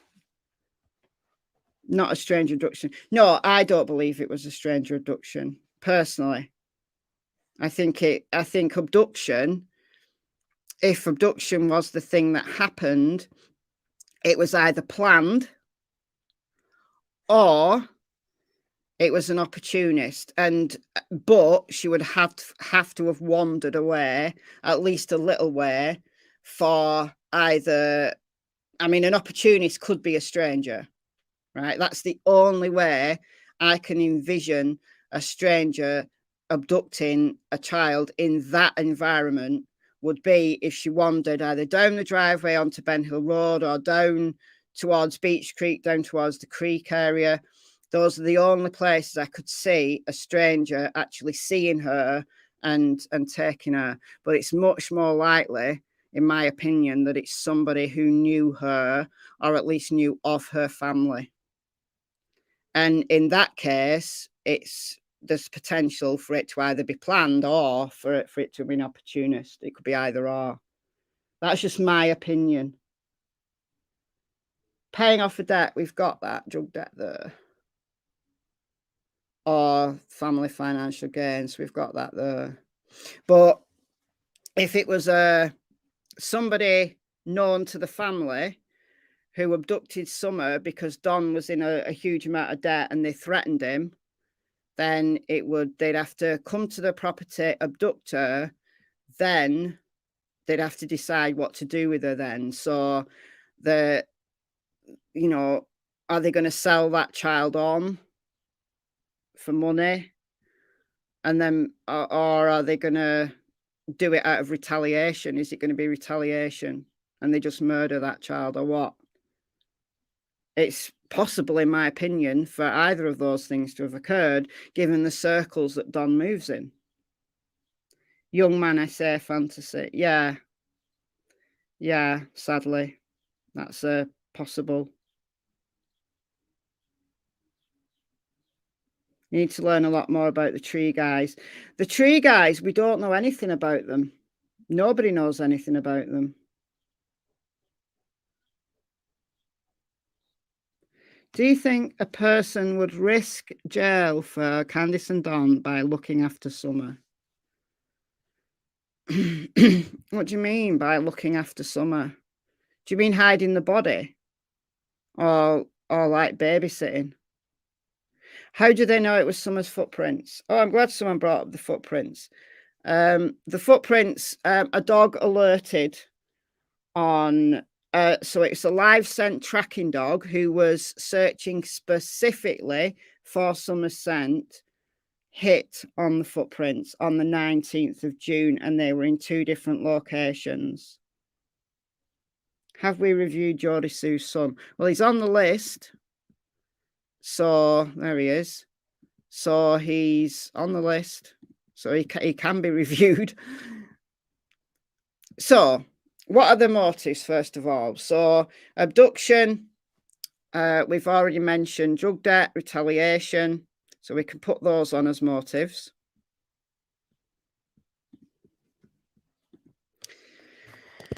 So drug debt. Now that would have to be, you know, the average drug dealer ain't going to want your kid. It doesn't matter how much money that you pay for. It doesn't matter how much money you owe. They're not going to want to take your kid. It would have to be somebody who's pretty high up or connected to a cartel or an organization that can make money from that child. Yeah, there was 3 footprints, but in 2 different locations, 2 different properties.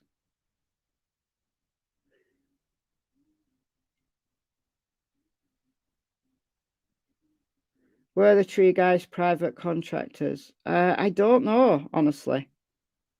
I think it's a firm that works a lot in that area. I do know the name's been mentioned of the firm, and I can't think what it is. If anybody knows, put it in the chat. Did Summer see something she should not have seen? Don't know, honestly. Like what? Okay, so debt, retaliation. So again, this is pretty, you know, out there, but it's possible. All right, so SA fantasy, awful. All of it's awful. I mean, none of it's good, is it? SA fantasy. What else was there?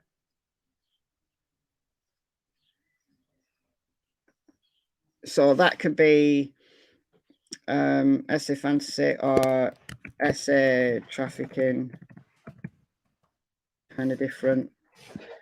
Because one's a single person, and then one would have to have, if a single person abducted her, they'd have to have connections to be able to traffic that person. So it's becomes much more organized than just a lone wolf. Thought who were cleared? The tree trimmers, yeah. We don't know they're cleared. What we know is the TBI spoke to them. They spoke to everybody working in the area that day, but we don't know that anybody's been cleared.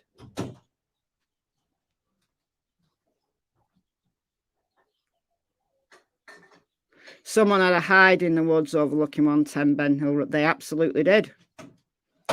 According to Cam from Cracking Cases, and I've got no reason to disbelieve him. I believe him.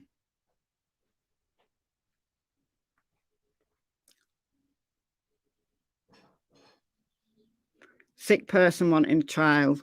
What, for another reason other than SA and fantasy?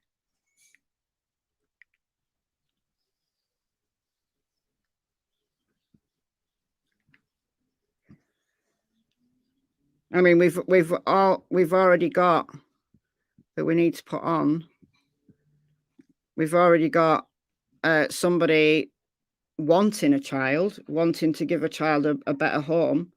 It's still illegal to steal a child that way, but it's one of our theories, so it has to be a motive, doesn't it?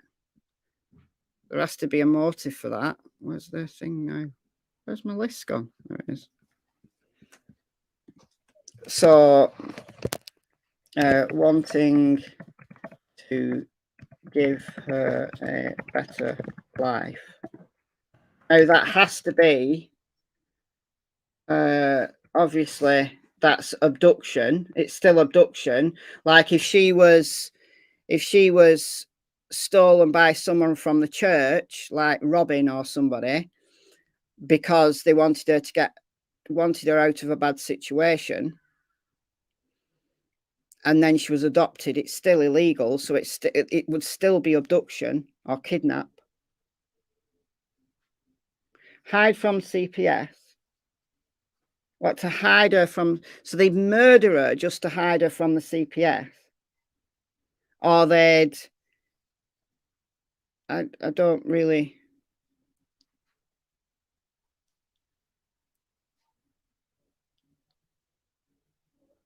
Yeah, snuff movies, Jesus. Yeah. Ugh. So there's some pretty grim. Evil walks among us every day. Like if she saw someone she knew killing someone or something, she should. Well, who would she have seen? Who would she have seen being killed? Because I don't think there was anybody murdered in Rogersville or in Kingsport on that day. I'm sure we'd have heard about it. If she'd have seen something, she shouldn't have, like someone being killed, and then she had to be cut. That she had to be like killed to stop her talking. Well, who would that be? That doesn't fit the facts we know. Why would the FBI be called in if not an internal cover-up? The FBI card team are always brought in. If they don't just turn up, they have to be asked. But it's very common for the FBI to be involved in a missing child's case. Like the FBI are involved in Michael Vaughan's case. They're involved in the FBI card team. When an abduction's suspected, they bring in the card team, they bring in the experts. That's not anything to do with an internal cover-up. That's normal. That's good practice. I mean, the FBI is involved in the Dylan Rounds case, and Dylan's an adult.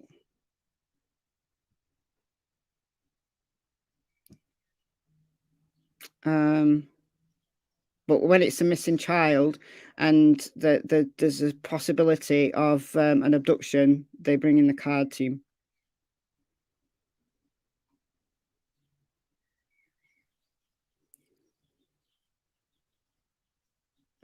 Stumbled into a booby trap on someone's land. Yeah, like a trap, like for trapping animals. Yeah, that's possible.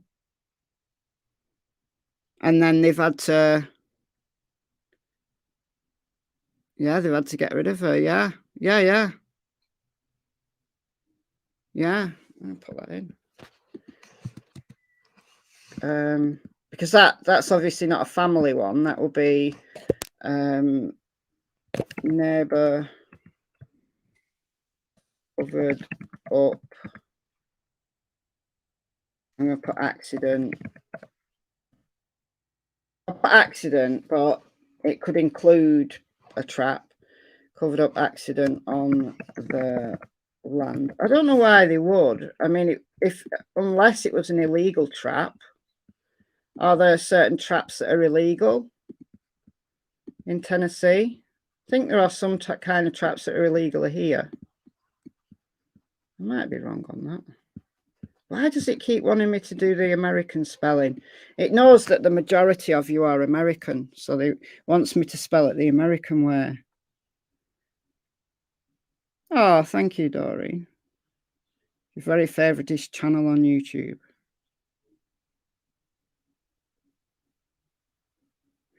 Unfortunately, though, we can't. If somebody buys memberships, what it means is YouTube decides who gets it.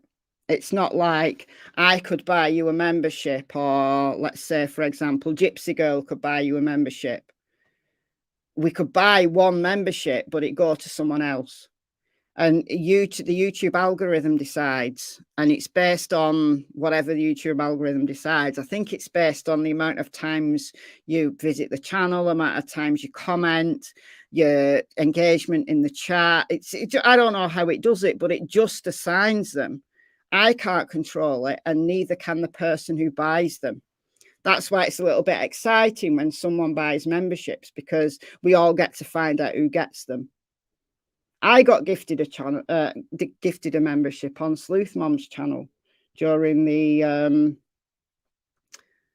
Letitia Stoke trial. I was watching the trial. I watched the entire trial over on Sleuth Mom's channel, and somebody kindly gifted a membership, and I got it. I was proper pleased with getting that. So it's nice. It's nice when people gift memberships. If we get 1,000 likes on a stream, I gift memberships.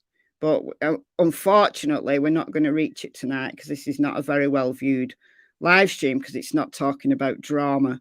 It's talking about facts. So facts and theories.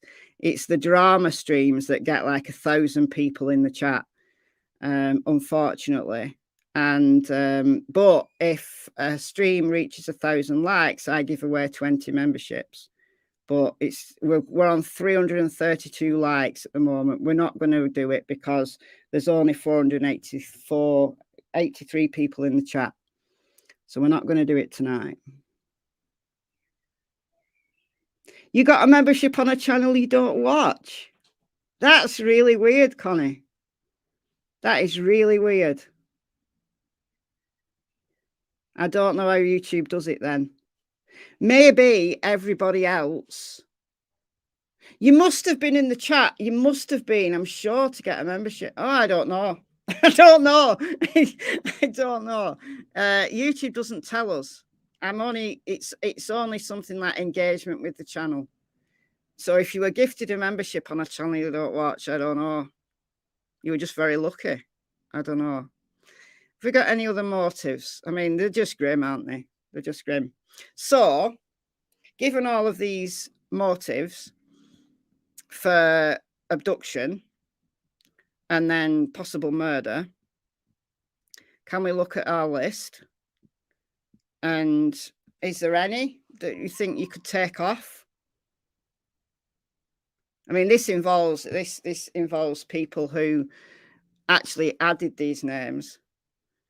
You know, I can't decide. Like, personally, I don't think Blue Roof Don has any involvement at all. But the person who asked him to be put on obviously had a reason. I don't think David Dotson or Robin Lane are involved. Personally, you take Robin off.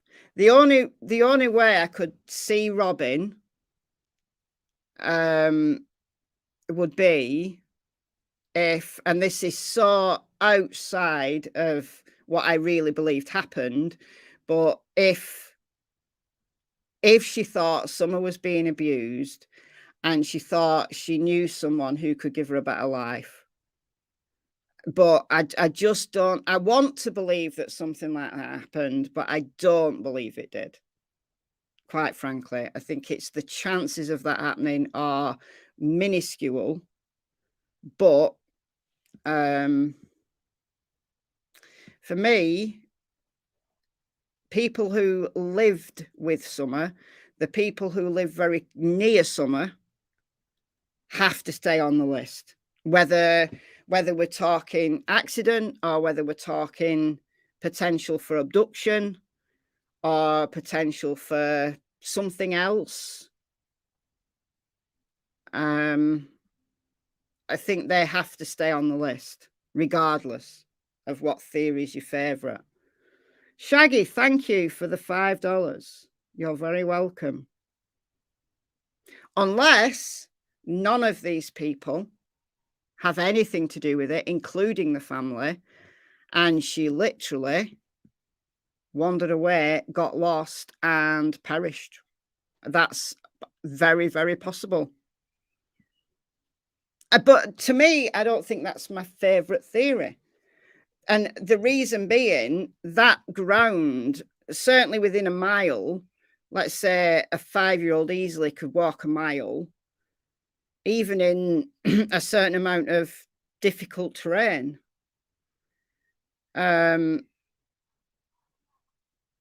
also something else that makes me move away from that she just wandered away on her own was that if those footprints are Summer's, they were actually on a ridge that is very difficult to climb.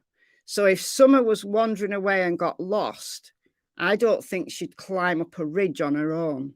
I think she'd have stayed on the flat areas, because there's lots of flat areas. I think if she got lost, she'd be wandering around on the flat areas, not deep in the woods.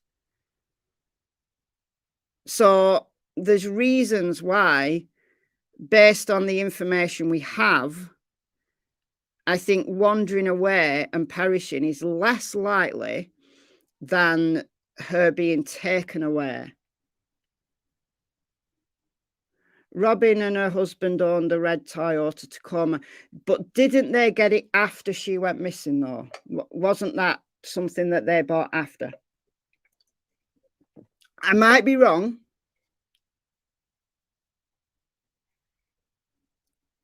Are you eliminating motives? No, I'm adding motives. I'm just giving my opinion now, but I've not eliminated anybody's motive.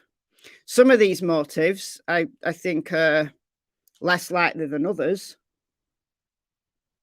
but we're coming up with motives. What I'm asking is there anybody who is such an outsider on this list that we could take them off? Or are the people who put them on going to give us a rationale for why they put them on? Like Ronnie Lawson. Now, I could understand Ronnie Lawson being pretty bad at his job, but did Ronnie Lawson himself actually abduct Summer?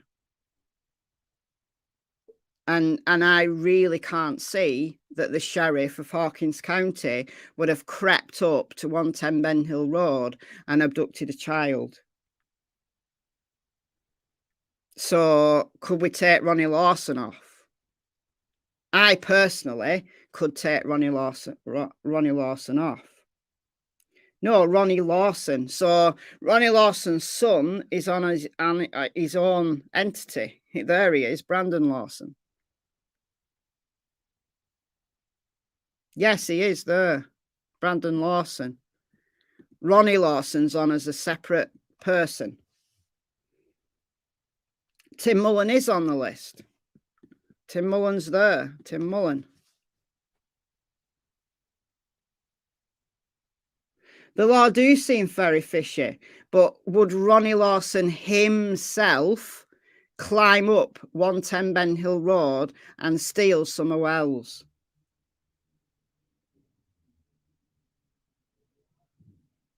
He might have connections, dodgy connections. I'm prepared to go that far. I really am.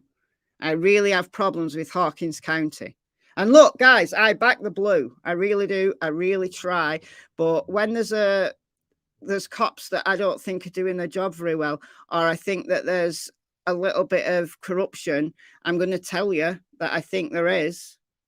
And I've not seen very good things about Hawkins County. Ronnie Lawson rubs me up the wrong way. He absolutely does.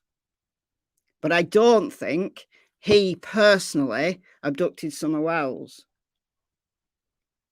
But I do think he has I don't think he does his job very well, in my opinion. But I don't live there.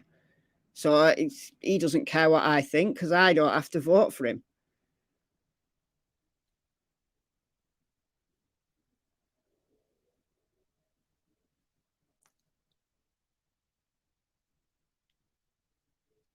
You don't think you can discount him completely because his son might be involved? Just look at the Murdochs. Yeah, possible. There's something shady about him. There's something shady about him, but I don't think he personally stole Summer Wells.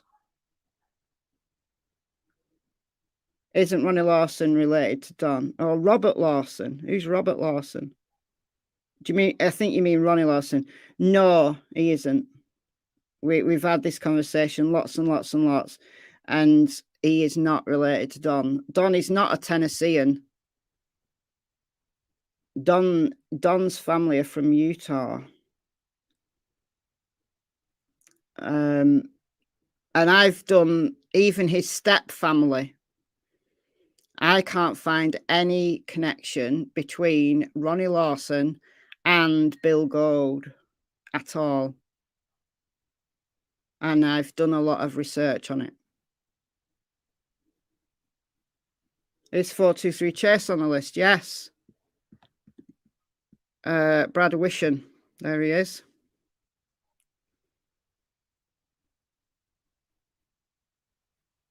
Think Lawson covers up a lot. Yeah. I don't know whether he covers it up because he's shady or he just doesn't care. Like, he just wants an easy life. You know, I don't know whether it's a malicious, I'm not going to investigate this case because I'm going to cover up for whoever, or it's I can't be bothered investigating this case anymore and I'm just going to not bother with it. Lazy, yeah. I think it's laziness. He covers up for people who matter. It could be. I just think I just don't like him, quite honestly. He just rubs me up the wrong way. But that's not a good rationale for either accusing somebody or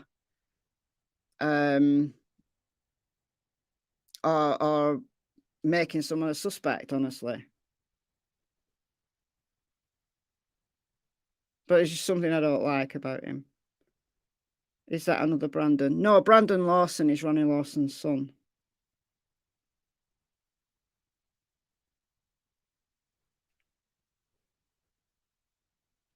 The perp is a YouTuber. I don't think any YouTubers knew the Wells before Summer went missing. Good Old Boys, yes, absolutely. The Good Old Boys network, yeah. That's right. The tree trimmers service is known, just can't remember it. Yeah, the name of it has been mentioned and it's on the tip of my tongue and I can't think of it. What was Brandon Lawson caught doing? Did he abduct anyone? No. It was girls at his church. Or I think there was a family member as well. But no, he didn't abduct anyone. So it's not within his kind of within his MO for him to abduct anyone. But it doesn't mean to say there's not a first time for anyone. I mean, one of my top suspects is Don Sherfy Jr. Still, after all this time, he's one of my top suspects. I need law enforcement to tell me that he was wearing an ankle tag.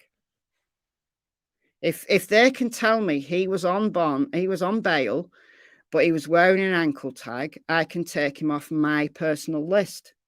But until they do, he's one of my top suspects. For abduction, he's my top suspect.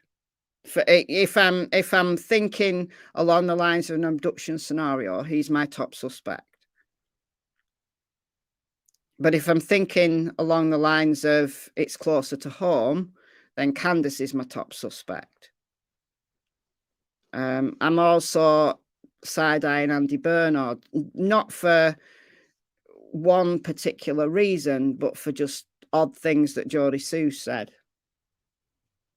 But then again, there's times when I think Geordie Sue's dodgy.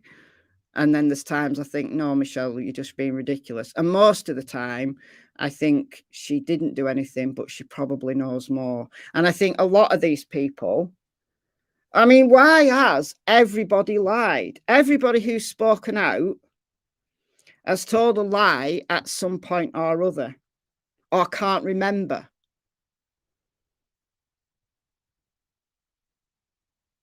Brad Wishon is the YouTuber 423 Chase. Yeah, but he's local, or relatively local. And he started his channel after.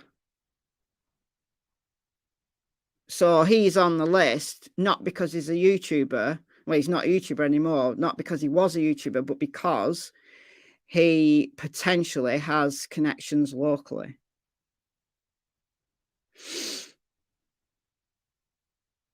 Does Brandon Lawson have a problem with his back? I do not know. I don't know the answer to that.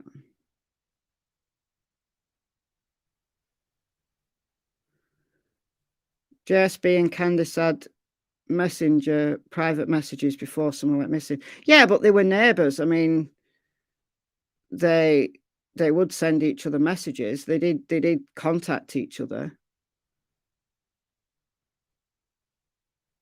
So that's not a problem in itself, is it? Unless the content of those messages was problematic.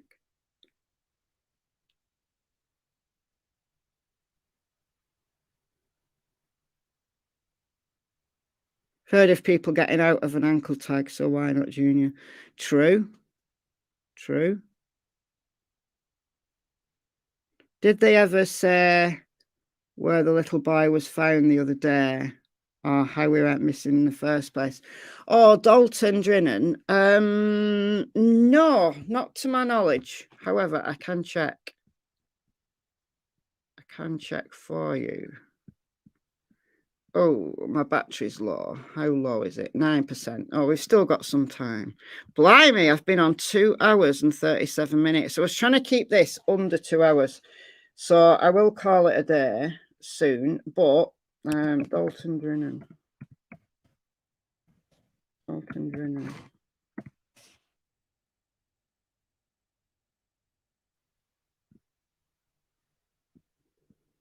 If anybody knows where he was found, I know he was found half a mile away.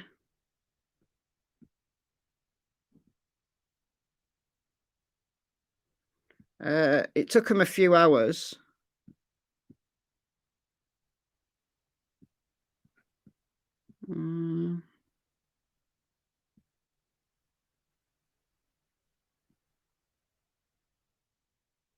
So it was nearly 2 hours after the alert was sent. The TBI said Dalton Drinnen has been located and is safe. So he was found within 2 hours. I did hear he was half a mile away. So I think he just wandered off, honestly.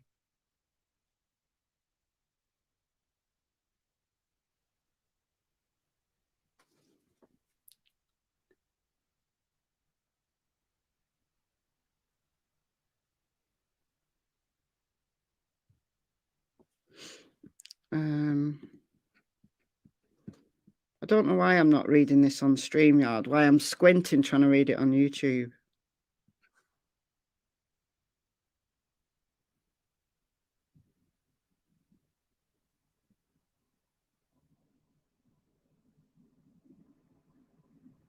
Where I was up to now.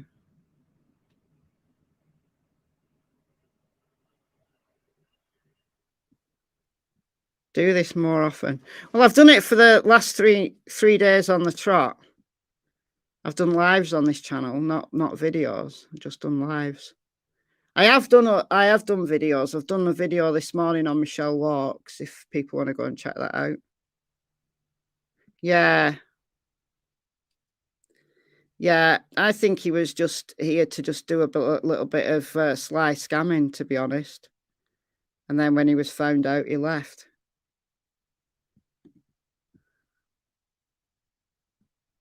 No, they didn't. No, the red or maroon Toyota Tacoma. No, they didn't.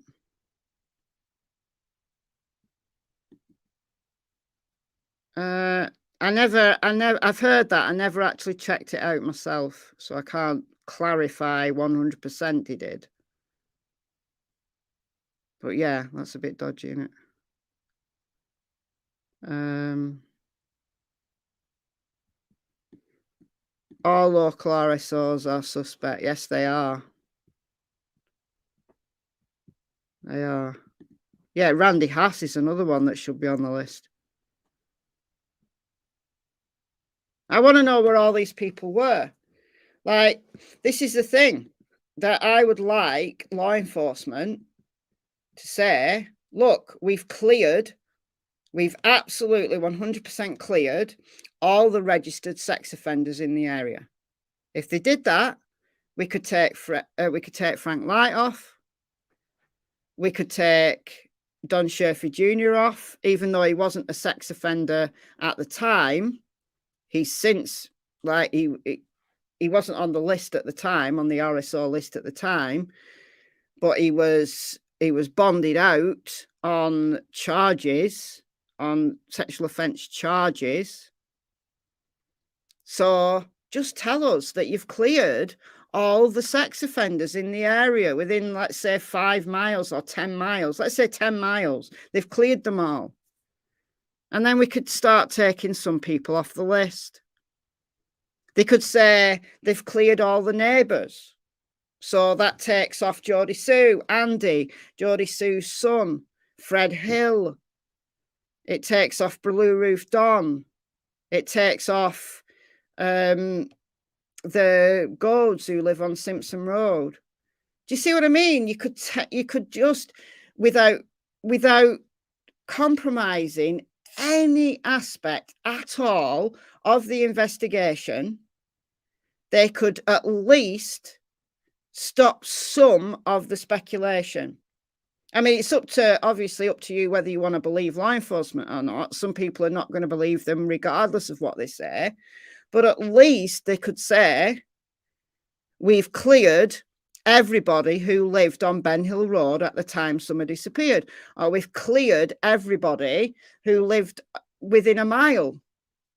Look, why can't they do that? Why can't they do that? Why can't they, if they're not going to make an arrest, right, in 2 years, they haven't arrested Don and Candice even. Why not? Because they don't have any evidence. Well, are they still suspects? If they don't have any evidence to arrest them, are they still suspects? There's no reason why they couldn't give us information like that at this moment in time, 2 years down the line, given the amount of speculation that they themselves have complained about. They could have helped themselves by giving information that does not at all compromise their investigation, but it just helps people clarify who and who has not been cleared. That does not compromise the investigation in any way, shape, or form, in my opinion.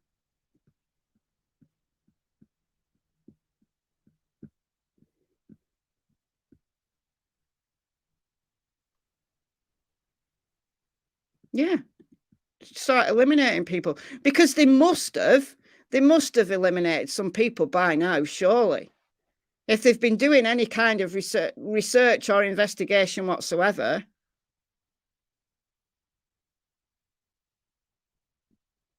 I mean,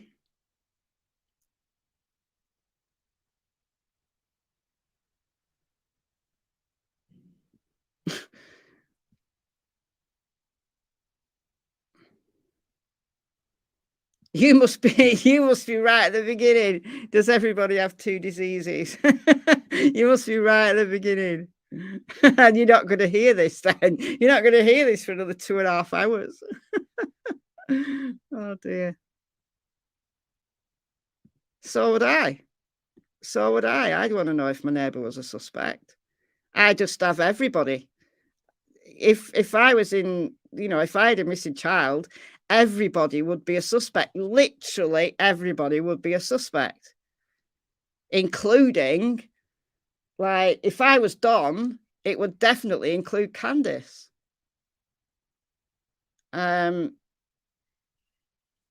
But I've never been in that position. I've never had a missing child. I've had a missing family member, but I've never had a missing child. You need them to give names.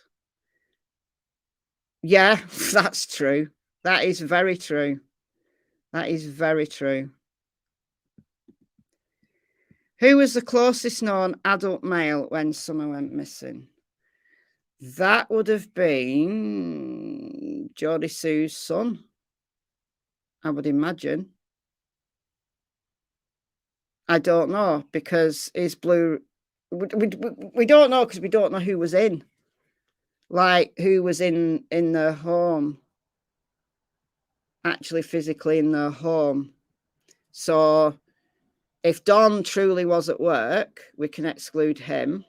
It's a very good question. So that would make Geordie Sue's son the closest, unless Blue Roof Don's house is closer.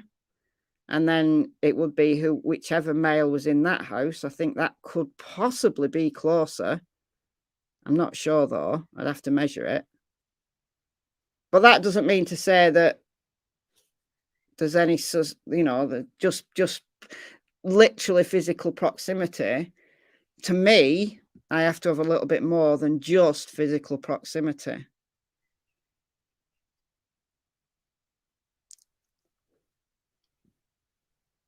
Because we don't know who might have been camping in the woods. And they could have been very close. There could have been somebody camping in the woods and nobody knew that they were there.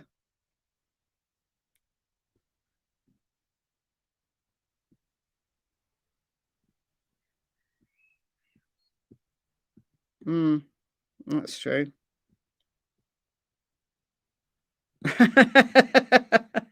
Well, they need to give me more information. If they want me to solve the case, they need to give me more information then.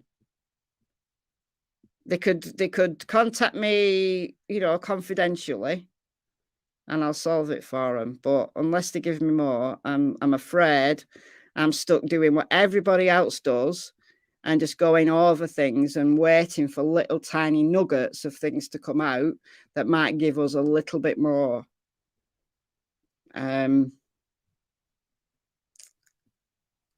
So yeah, there's that.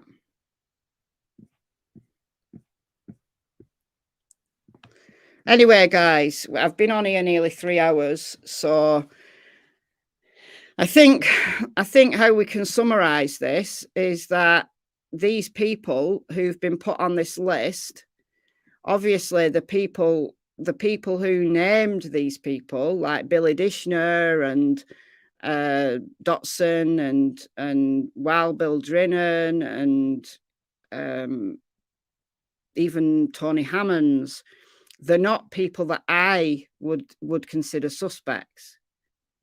But I also equally cannot 100% say that they are not, because I can't say where they were. So it's only the very small handful of people who I can say I knew that where that person was that I've not put on this list. Like Warren Hara, we know he was incarcerated, so he's not on the list. Jackie Dobbs, we know he was elsewhere on June 15th. But everybody else who has either come up in people's conversation or has spoken out, we still, 2 years down the line, cannot 100% exclude them. And that is shocking in itself. And we are still no further forward in truly being able to eliminate any one of these theories that we've talked about over the last 3 episodes of this.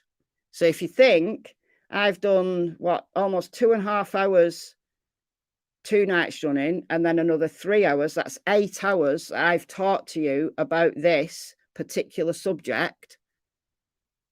And we truly cannot 100% eliminate any of these theories. Not 100%. We can't eliminate any of them. And all of these people that have been named by my community, we can't take them off the list. Not truly. I think I could take Ronnie Lawson off. I don't think Ronnie Lawson would steal a child, but he could have some involvement somewhere else. But everyone else, I can't tell you that you shouldn't have put that person on. So that is shocking. That is really shocking, isn't it? That brings it home to you. It brings it home to you that my favourite quote here by Sir Arthur Conan Doyle, when you've eliminated the impossible, whatever remains, however improbable, must be the truth. We can't eliminate anything, however improbable. I've got my favourite theories, but I can't 100% exclude anything else either. And that is really sad. Really sad. Anyway, guys, I hope you found this useful as an exercise. And it's nearly two years. In 9 days' time, Summer will have been missing for 2 years. Don't give up, Maggie. Yeah, don't give up. I think there's plenty of people still not prepared to drop this case. I mean, I talk about lots of other cases. I do talk about a lot of other cases, but I always come back to Summer Wells because it's a case that I've followed so closely. We've had so much information, yet at the same time, not being able to make sense of it, really. It always brings me back. It ties me back to it. But, yeah. Anyway, guys, thank you so much for being respectful and so on. Thank you to the mods. I don't know which mods I've had in, or if any mods I've had in, I'm not sure. But thank you. Thank you for spending that time with me, 8 hours with me. And thank you, as always, for the donations, and welcome to the new members. And I'll see you very soon. There will be a recorded video, not a live stream tomorrow. Bye, guys.